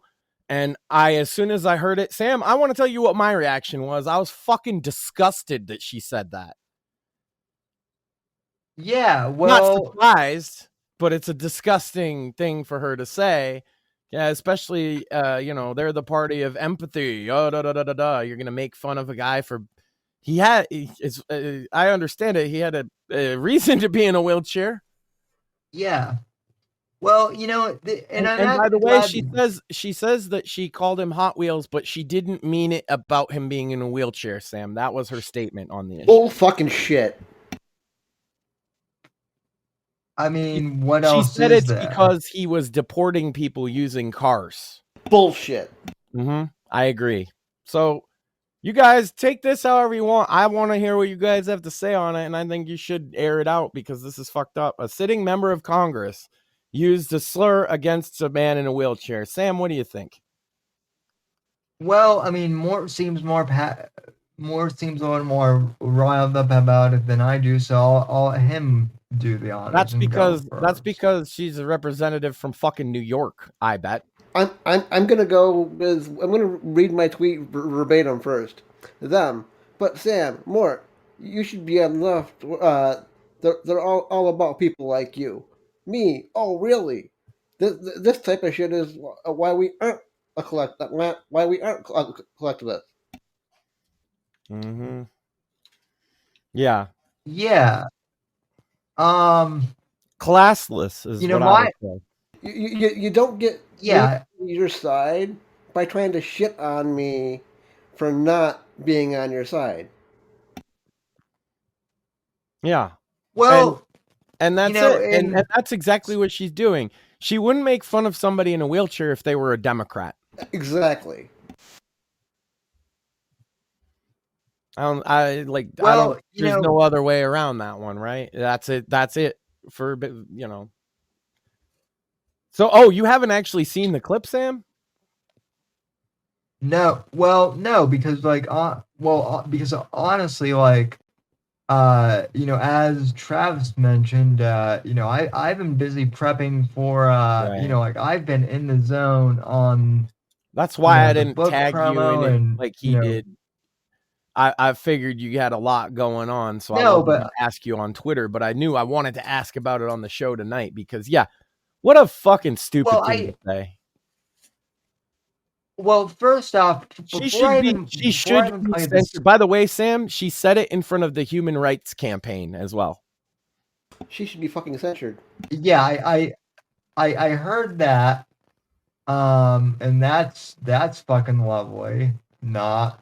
But before I go ahead and play this and see for myself, I do want to point out to both you gentlemen, this isn't the first time the left has specifically gone after Greg Abbott Nope, not at or all. being Not even close. Yeah. or being in the wheelchair. Not even close.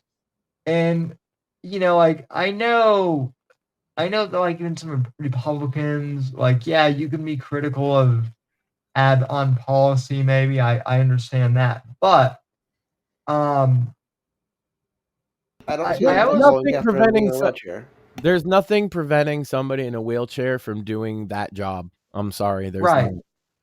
And also like I know that this like I know that this might seem Oh, a you know little, what, Sam? Hold on, real quick. I figured it out, Sam. You know what they should do? Instead of him being like, "Yes, I am in a wheelchair," they should do the FDR and pretend he's not. Right? Oh yeah. Well, oh wait, that's what the Isn't that how Democrats Democrats treat politicians in wheelchairs? They just pretend they're not. Yep. Yeah. Yeah. Well, God forbid he just be honest, right, with the fucking electorate by saying, "Yeah, I'm in a wheelchair." well, and also like I don't know about you, Mort, but like I mean I know African Americans, and Black people use this, but whenever someone says, like, I really empathize with Black conservatives, because I feel like kind of like we're in the same boat. Like, people don't expect us to vote Republican. So people expect us to be on the left. You're supposed to be on the crippled tribe, and the crippled tribe votes D. How dare you? Right. And so when someone is like, how can someone like you vote, for Trump? Which is why my tweets worded the way it is. Well, I throw it right back in their face every time. I'm like, what do you mean by someone like me? Yeah. Huh? And I've said that to people, and it startles them. I'm telling you right now, Sam, you look at it. They booed autism. It's the Robert Downey Jr. Tropic Thunder situation. What do you mean, you people? Yeah. They booed autism research. Now they're making remarks about a man in a wheelchair that they think is fun. By the way, Hot Wheels. Guys, rate the cripple joke. Hot Wheels. 1 to 10 as a joke. I'd say about a 1.5. Yeah, 1, 2. That's the cheesiest cripple joke I've ever fucking heard. Yeah. God, at least if you're gonna make the cripple joke, lady, at least make a funny one. Fuck's sake. We might have laughed with her if she did, right? Yeah. If it was creative or something. But of course she can't be creative. Anyway, yeah, you should hear the full comments without, anybody telling you what she said, Sam. So go ahead. Yeah, so just for the folks listening at home, this is coming to you from Memology 101. Shout out to them. Yep.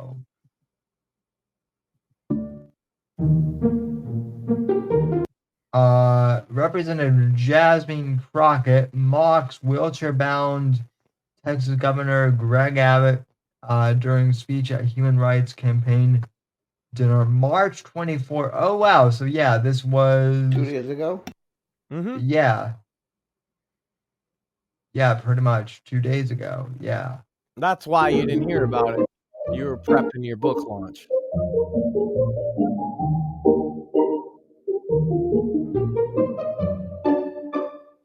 A lot of people see you out front fighting, but nobody's really asking you, what do you need to maintain that fight? So thank you so much, Morgan, because we in these hot ass Texas streets, honey. Classy. Y'all know we got Governor Hot Wheels down there. Come on now.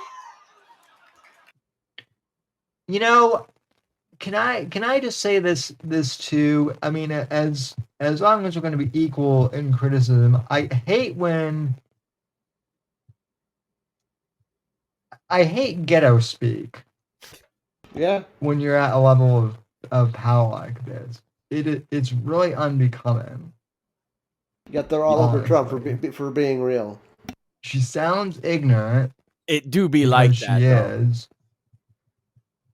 And can I say, so if it's okay? Oh no, Sam disappeared. He criticized her. They ended it. We're done for now. The Democrats got him. They got him. Oh, and he's muted too. See? Okay, am I back? You're back. Yeah. Okay, I don't know. It probably cut me off right when I was about to say what I said. So let me. That's probably good, Sam. No good can come from you speaking unredacted. Okay, so did the clip? So did I already pause the clip? Or, Yep. Yeah.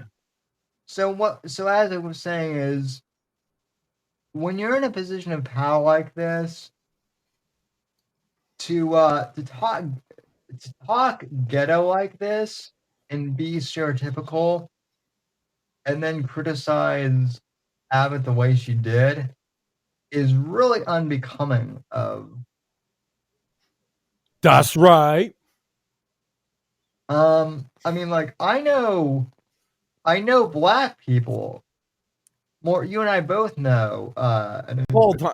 Breaking news on the Whitfield Report. We have black friends. Well- Sam knows black people. Go Well, ahead. we have black friends who hate ghetto speak specifically because it makes black people sound retarded when they're not. Hold on. We've been reading this all wrong, Sam. Instead of thinking that she's being nasty to crippled people, maybe she just isn't with all that political correct shit. Maybe she's just doing the thing. She's being politically incorrect. So like she can make a joke about Governor Hot Wheels. That's very not funny. I'm not even going to pretend that's funny for the sake of this bit where I'm being sarcastic. Yeah. But anyway, if it were funny, then I could make a funny joke about her too, right, Sam?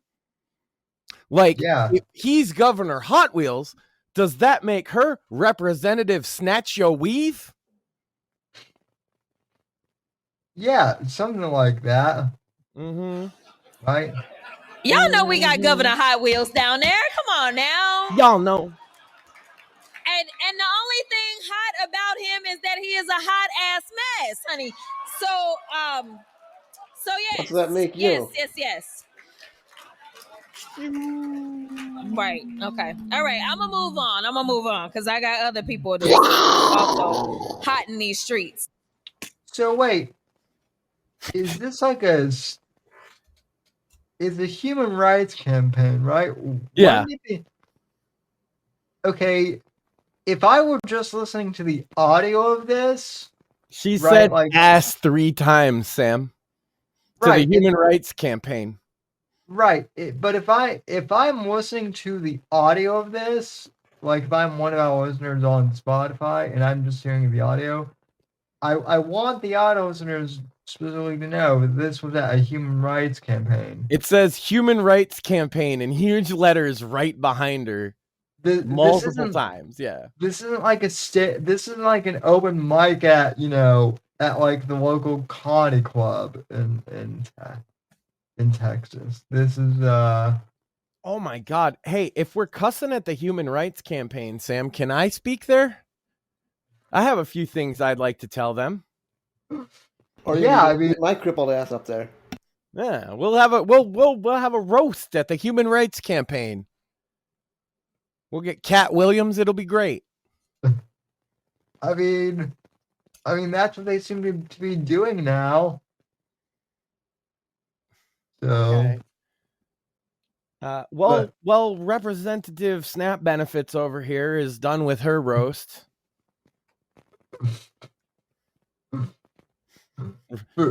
Representative Friday night at the club, ladies and gentlemen. This is your congressional representative. yeah, and then these people wonder why Trump won in a fucking landslide. So big shout out to our congressional representative, single motherhood. Because she likes funny jokes that are about stereotypes, Sam. So I'm just doing that, right? Yeah. Speaking of bad fits, I got a list. You ready for a list? Oh, absolutely. But I have one more jab at my own. Oh my god.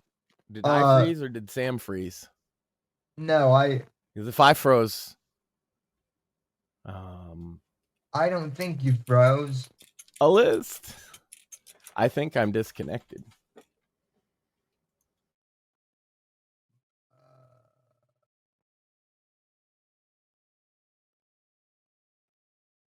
Okay, you're back, I think. I got frozen mid. I got a list, Sam. Since we're doing bad jokes, politically incorrect. A big shout out, by the way, an actual thank you to Representative Jasmine Crockett, knowing that she likes that kind of humor where you can be a little bit edgy is real cool. So we're going to call her Representative Food Stamps from now on. Anyway, speaking of bad jokes that upset people, I got a list, Sam. You're going to like this one. Actually, you might have come up with this one. Top 10 things Maxine has thrown at me. Max and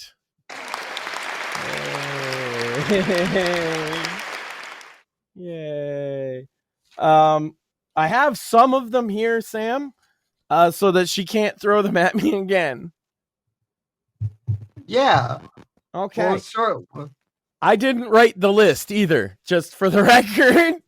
I will give my beloved wife, Maxine, full credit for writing this particular list without even a joke. Number 10, a lighter. Now, see, I have one lighter here. The problem is I can't get all of them, so it's that there is potential for that one again. Number 9, empty water bottles. That is probably the most common one, to be honest. Yeah. I got a lot of those. Yeah, no, we've seen those. We could make slow-mo videos. Oh, you know what? I should rate them on a scale of how much they hurt too. I'll do that when I do the run back. Number 8, a box of Band-Aids. I remember that one because the corner of it pegged off on my forehead, Sam. It made a really awful sound. How ironic. You need a Band-Aid after being hit by the box Band-Aid. That's correct. Number 7, knee pads. And not just any knee pads. They're for like my son's when he was real small. So they're like little, but they get them hard little plastic things on them. Number 6, more kid stuff. A baby shoe. I remember picking that one up and showing the camera, Sam. Who throws a shoe, honestly? Yeah, especially a baby shoe. It's got to be a baby, right? I love the who throws the shoe. Because there's more than one shoe on this list. Number 5, and I had this one here earlier, pink Lego. There's a couple of pink Legos I've been hit with over time. You know, the thing about Legos, Sam, they're not particularly painful when you get one thrown at you. No, but when you step on them.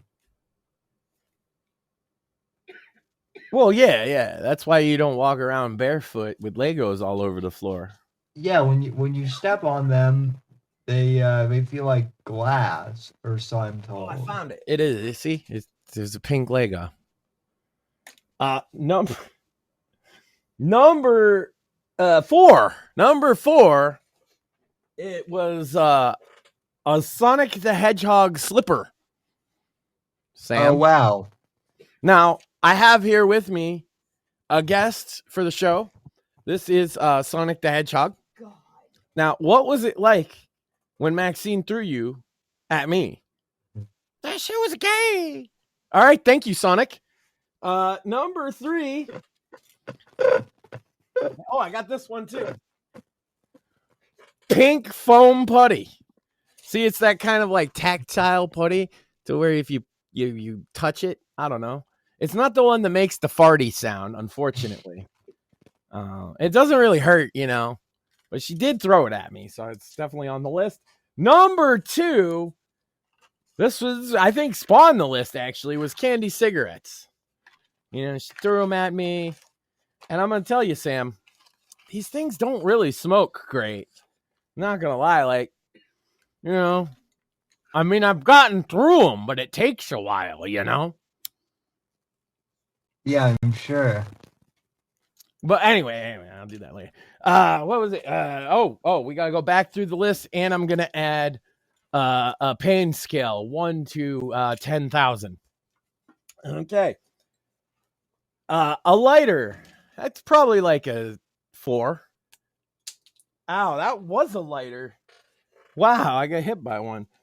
Number 9, empty water bottles. That's like, I'd say that's about a 2.5. Number 8, a box of Band-Aids.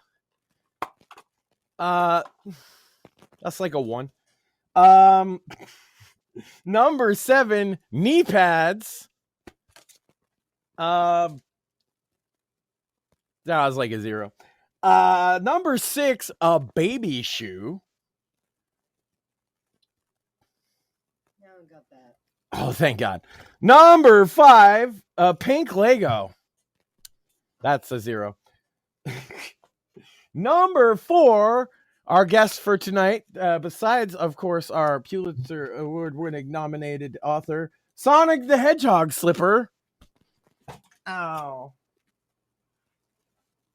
Sonic, what do you think that was on a pain scale? That shit was gay. Okay. Number 3, pink foam putty. That's if I hit the corner, it's like a 2. Number 2, candy cigarettes. They didn't hurt it. They hurt to smoke them, man. That was awful. Don't do it. I'm going to do it. And the number 1 of the top 10 things Maxine has thrown at Max on camera on the show here. That hasn't been thrown at me on the show yet, Sam. It says here, a container of stainless steel vape coils. Ow. Now I threw it at you. Ow. That was like a 4, Sam.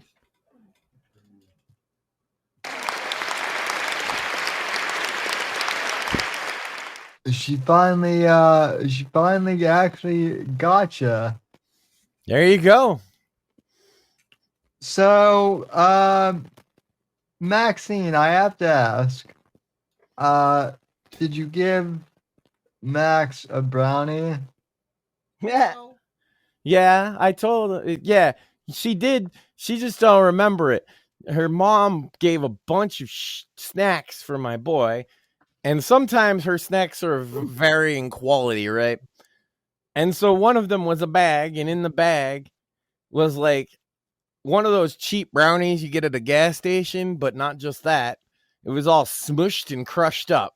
And she said, "Here, I gave you a brownie." So technically, Okay. yes, Sam. So it wasn't a good brownie, but it was still a brownie. But she took it back and didn't let me eat it. Because I was teasing you. It was a joke, dumbass. Hold on, that was a joke? That was a joke. Oh my God, I need to rethink everything. I gotta call people, Sam. Oh my God. It didn't sound like a joke on the sandwich. Ow! What was that? That was like a 7.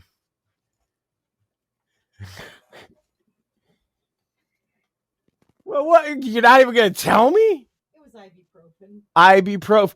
Great for if you need a headache medicine, you get hit in the head with it. That's irony. Talk about fast acting, Sam.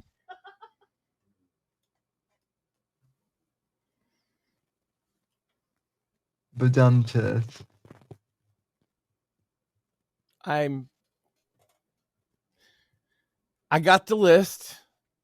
You guys commented on the cripple joke from the sitting congresswoman. Was there anything else I meant to get out this week? Oh, I did. I said that Penn had a baby. That's kind of important. We got a little sandwich maker running around now. Yeah.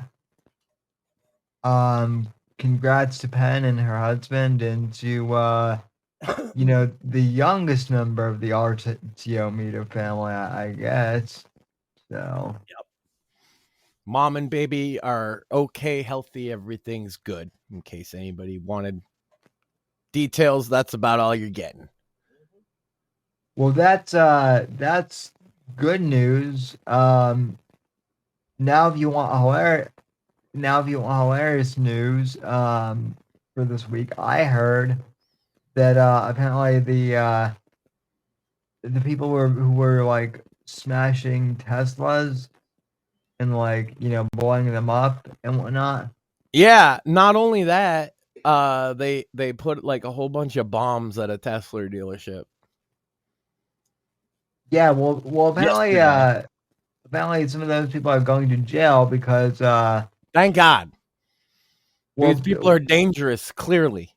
well, yes, but also like if you're gonna blow up a car, don't blow up the one that has literal fucking cameras like surrounding it from every single side. They don't seem to get that they're totally gonna get caught most of the time. It's amazing that it never occurs to them. I mean, stupid is as stupid does, right? So, Oh, and in other stupid, hilarious news, I might have mentioned it last week, but I want to laugh one more time.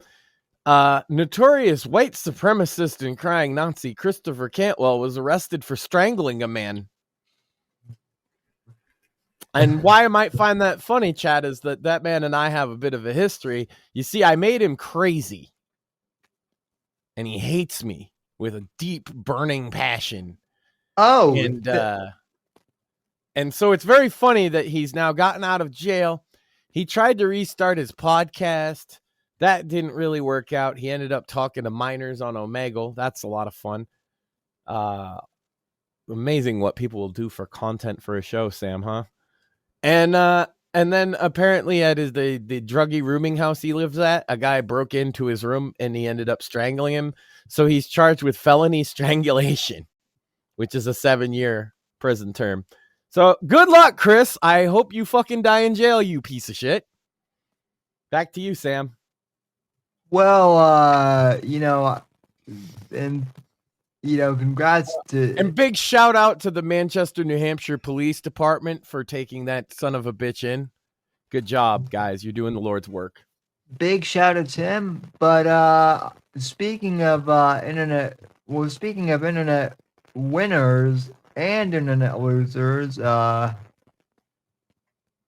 see here.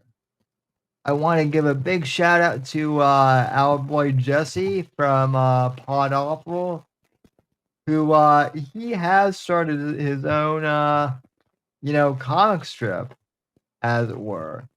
And who's the star of today's strip? But old Mersh, who seems to be flipping out about his internet connection and then stroking out about it. It's very lifelike. Right? It's almost like I mean, I love the details though, like he's cross-eyed too in the entire Yeah, but they're never cross-eyed quite the same way either. Yeah. His eyes just like free float in whatever direction they want to look at, which is very accurate to real life, Sam. I don't know if you knew that. Oh, it is. Yeah. His eyes just go. And also, I mean, like the beads of sweat running down, and that's pretty accurate. The Pod Awful logo, below the no internet. I'm not gonna lie, Sam, that female cop gun drawn Dogo didn't die shirt is pretty fresh. Wait, they made a shirt out of that? Yes, they made Mersh's stroke into a t-shirt, Sam. That's fucking hilarious. You can get it at podawful.com. That is awesome. Yeah. It's all it says. There's no pictures on it. It just says female cop in white, right? And then in red letters it says gun drawn, and then in white letters again it says Dogo didn't die. Now, imagine like you're out in public and you have no idea what any of that means. I know. Would you be able to explain the Mersh stroke shirt in public? Probably not. That's why I don't currently own one, but I can't deny that it's a pretty fresh design and it's very funny. No, but like that's the genius of it, like trying to explain it to to outsiders. And then especially the part that in red letters, in big letters, it says gun drawn. That's exactly what people are going to see. Yeah. I wouldn't be wearing the shirt in public, Sam. But it's modeled after, if you've seen the shirt that says, I am schizophrenic and have a gun or whatever, it's supposed to look like that. So. Gotcha. Yeah, well, I mean. It's based, by the way. There are lots of t-shirts that, shouldn't be worn out in public that are probably. Yeah, like all those naked lady shirts you have, Sam. What, me? No. I knew it. That's a lie, sir. They're not even t-shirts, ladies and gentlemen. They're button down. They just have naked ladies on them. I think he drew them himself. I mean, we all know that's a lie because, I didn't say they were good drawings of naked ladies, Sam. I just said that. Well, maybe I was going through for another design and you just saw, Oh my God, those weren't boobs. They were balls all along. No, they weren't that either. They were boobs, balls, and butt. They were octopi or something. Or something, you see. He basically just admits it. He gives up. He's like, or something. I don't fucking know what they were. They weren't what you're saying, Max. All right? Yeah, but anyway, the most fun book launch yet, Sam. Yeah, I appreciate it, man. Thank you to both you and Mort for supporting me with the book launch, and I'm gonna write a book now just to make you interview me. Hey, I'd be. Well, I mean, I need to have you on for that regardless. And you'll ask me because you usually come with like a couple questions that are kind of stock, and I already know what those questions are, and so I get to bloviate and make a fool of myself. Yeah, it's a normal episode. It's just normal episode. Yeah, exactly. But then is there cringing over coffee this week or? At some point, man, I just it's been a rough week. I told you just today. We had the plays and everything else, but yes, there is going to be a cringing over Cantwell specifically, where I go through Chris Cantwell history. Pretty much, I considered writing his biography, Sam. He would be so mad if I did it. Here's a little taster for you, Sam, of some of the hijinks I've committed over the years with Christopher Cantwell. I bought his website, Sam, when he went to jail because he couldn't pay for it anymore, so it became free, right? And I sold it to an Indian casino. So now that he got out of jail, which I didn't know if he would even do that, I just thought it would be funny to buy his website and make it so he can't have it. He had to be ChristopherCantwell.net. But I'm telling you right now, Sam, if you go right now to ChristopherCantwell.com, it is going to show you an Indian casino website. That's hilarious. Now, he's going to jail again, Sam. and he uses ChristopherCantwell.net. And you're going to buy that up too. I think you know what that means. The Indians need another casino. Yeah. I also, we also, this is a classic too. A little throwback to those of you in the audience that love or hate Shmuley. Me and Shmuley were among the troll group that made him so upset that he started doing meth. That's a true story, Sam. We drove him to meth. And then he made a 12-hour rambling video on meth where he said he wanted to fuck his own mother and stuff. And get this, Sam, here's the funniest part of all that. When he later got arrested and went on federal trial for threatening to rape a guy's wife, yes, really, they played the meth tapes in his federal trial. Oh, Jesus Christ. No. So it's him talking about thinking about fucking his own mother and all the drugs he's done, and just it's like 12 hours. And the best part is they clipped all the worst things he said and made a supercut to play. It was like a half-hour supercut they played to a jury of this guy on drugs saying he was gonna kill people and that he was gonna start a race war and all this ridiculous shit. That's and amazing. I guarantee that helped convict him in federal court.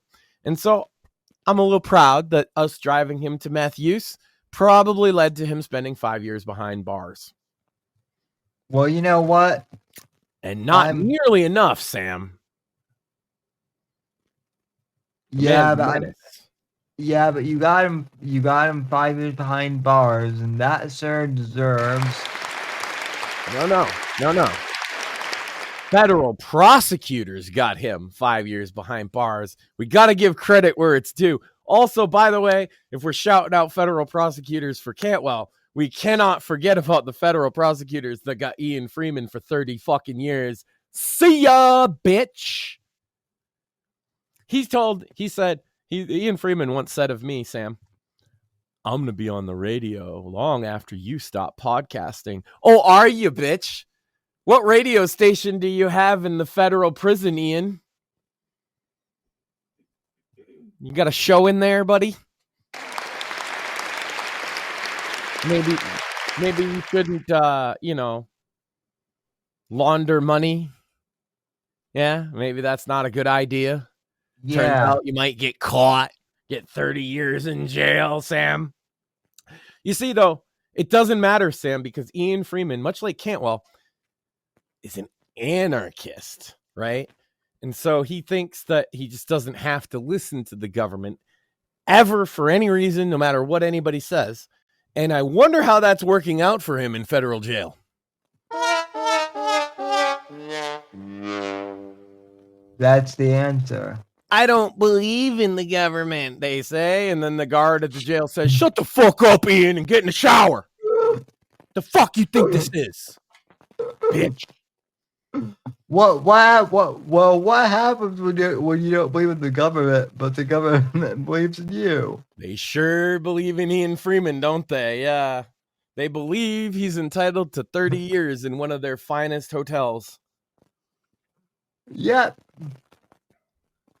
The sad thing is they got meth teeth too, and she actually had turned her shit around, but that's all stuff I'll get into since you don't even know that history, Sam. That's why I want you to join me for the Cantwell show so you can learn some shit. Oh, I'd be happy to. So. Yeah, I'm in the Kiwi Farms thread, like my face. That's amazing. Yeah. Yeah, that is amazing. A comic that was created called The Incredible Cuck. I'll show you all of this stuff. I have memes for days. I can go through the entire, our war with Cantwell, and then what happened to Cantwell afterwards, which is actually way more interesting. So that's what the next Cringing Over Coffee would be. People have asked me, Sam, since I was bringing back Cringing Over Coffee, if I would do more on Johnny Fox, and the answer is if he does something funny. But the sad fact is Johnny Fox isn't even funny. He's just kind of sad. Well, my question is like now that I've written another book, and this one is like selling again like 10 copies already in the first Okay. not even full 24 hours. I'm wondering what like fake ass Amazon username he's gonna create to give it like a 1-star review that I then have taken down because it's not like legit at all, because he didn't actually. And by the way, we talked about that, right? Even on the show. If he had bought the fucking book, we would have never taken down. Even though it was bullshit. Even though everything in it was bullshit, and you could tell he didn't read the book because he didn't say what the book was about. He didn't mention a character. You know what I mean? It was a tax on you, so it was quite clear this person hadn't read the fucking book. Yeah, But I mean, even still, if he had confirmed purchase of the book and said all that shit, there'd be no reason to take his shit down. no, absolutely not. A sale is still a sale. That's my motto. And a bad review from a sale is just that's the breaks, right? Even if it's not for the right reason. But what he did was a false review, which that's fucking bullshit. And that's actually against Amazon's terms of service. Yeah. You're supposed to report that. So anyone claiming, oh, Mr. Anti-censorship free speech is censoring people on Amazon. Nope, that's not censorship. That's me. I promise you, if you buy the book, you can leave whatever review you want. Yeah. If that's what it takes, hey guy, you want to leave a bad review on Sam's, but just buy a fucking copy. If it's not worth buying a copy, then maybe it's not worth this little vendetta that you have, bro. Come on, grow up. Anyway, also, the bad review doesn't actually hurt. No, that it would take like brain cells to figure that part out. Engagement is good. Period. Yeah, and we've got lots of that in just like the past few days. And also, I will a big shout out to all the people who have shown support to you through this launch. It's been really a great experience to work with you on this show this last couple of years, and because it's your 17th year. One, that's nuts. Two, I'm probably the only dork with more experience at this shit than you. And then three, it's just been a lot of fun. Probably because we both have that much experience. We just have fun doing it. I would, I have to ask you, this isn't so much like specifically related to, this show, but like, really the only time I look at like news anymore is when I'm prepping for the show. And I imagine you're the same way. Am I? I don't know. I watch things that make me laugh. Like, I've been watching more news since Trump came in. Well, right, but you were. Or I'll tell you, a year ago, I wasn't watching news even to prep for the show half the time. I remember. Neither was I. But like, I remember like when I first started this, I used to be like Mr. News Junkie, and now I'm like, did Trump do anything? I love when we say that. Did anything happen? And we totally miss something huge. Because when I watch on a replay to like take clips, I'm like, yeah, something happened, you fucking idiot, Max. Such and such happened, and you guys didn't even talk about it. And it's like, yeah, because I don't know. If people want to come here looking for like bit by bit news breakdowns, that's probably, there's a lot of people that do that show. Probably people that are more qualified at that than us.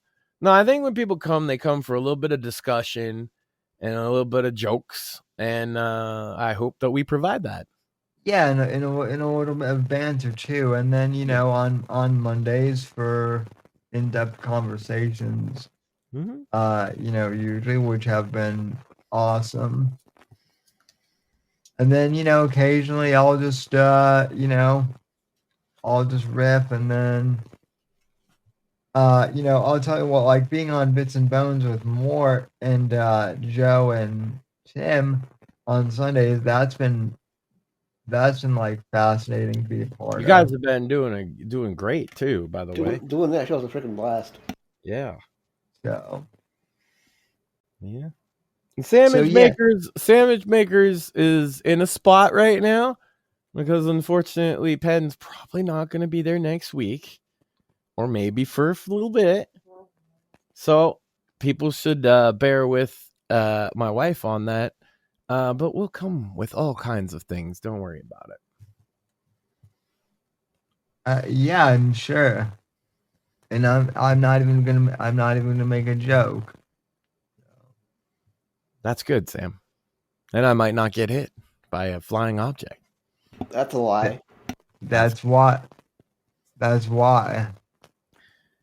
But yeah, it's been doing good. We just got I applied for Rumble Partner, so that's cool. Oh yeah, congrats! I think we're just about there. So yeah, and that's what the cringing over coffee will be. It'll be like a celebrating doing that kind of deal, because I've never done a full like stream talking about the Chris Cantwell stuff, and there's a lot to go over. It's very funny though, most of it. Yeah. And of course, before we wrap anything up, you need to shill your book at least one more time, sir. Well, you can. I might not be like your agent or nothing, but like I will break your legs if you don't promote your books properly. We call this motivation over here at Right to Offend Media. So what you're saying is you might hobble Sam? Correct. Yeah, that's always been a threat above Sam's head. If he's not producing to the level I know he can with his books, is that eventually, as his biggest fan, I'll have to hobble him, you see? Well, that's fair. But yeah, anyway, you can pick up Night of the Vigilante in paperback now. Like I said, I haven't seen, I saw the like preview copy, which is so great, but it's not. The actual book is like a lot thicker than the test copy, and the font is a lot crisper. So we have the new one, Night of the Vigilante, and like, man, even the paper is like nice and whatnot. So that's good. So you can pick up the new one, Night of the Vigilante. And then Shadows of Deception, Volume 1 is available in hardcover now, and it has been out since December. And I believe Mortheous' brother I know has a copy that he got for Yep, indeed he does. So I hope he's enjoyed that, and so that's been awesome. Man, so I'm just tripping. It's not every night you have a Pulitzer Award-winning nominated author on, huh? Especially an independent author. No, yeah. So big thanks to him for joining us. Yeah, go check out his books, because he's got more than one out that you could purchase now. And yeah, also John Ryder will be back in Cynthia the Assassin. That's coming out in July of 2025. Hell yeah. Don't know the exact date, but I need a few days to to kind of recover, and then I'll get back to writing that. So, Few days. Anyway, though. Let's look at the grind set on him. Yeah. These, and again, I've been up, just promoting the book and whatnot. So it's been awesome. And Well, you go take yourself a well-deserved rest and watch the fruits of your labor pour in, sir. yeah, I really appreciate it. So, thanks to the audience for tuning in. Yes, sir. Thanks to, the folks for buying the books and whatnot. It means a lot to me. Thanks to our guest, Real Travis Davis. Thanks to you, Max, and thanks to Mortheous and Maxine for the top 10 list and the RTO And Sonic. family. And and Sonic. We will be back for the Monday edition. But until then, take care and God bless, folks. Have a good one. The right to offend is not some pesky little part of freedom of speech that we have to put up with. It is the heart and soul and lungs of freedom of speech. It is the coursing lifeblood of human progress. It is the instigator of liberty and modernity and science and understanding. What a laughing stock today's student leaders are, that they can so casually dismiss the right to be offensive without realizing that their lovely, enlightened lives are the gift of individuals who gave offense. Offensiveness is not just something we have to begrudgingly accept. Offensiveness is the motor of human progress. Thank you for watching the Whitfield Report live on the Right to Offend Media Network. Make sure to check out Sam's books on Amazon, Audible, and Kindle. You can follow Sam on X at SamW_NGC and the Right to Offend Media Network at RTO Media. Like, comment, subscribe, and share with your friends.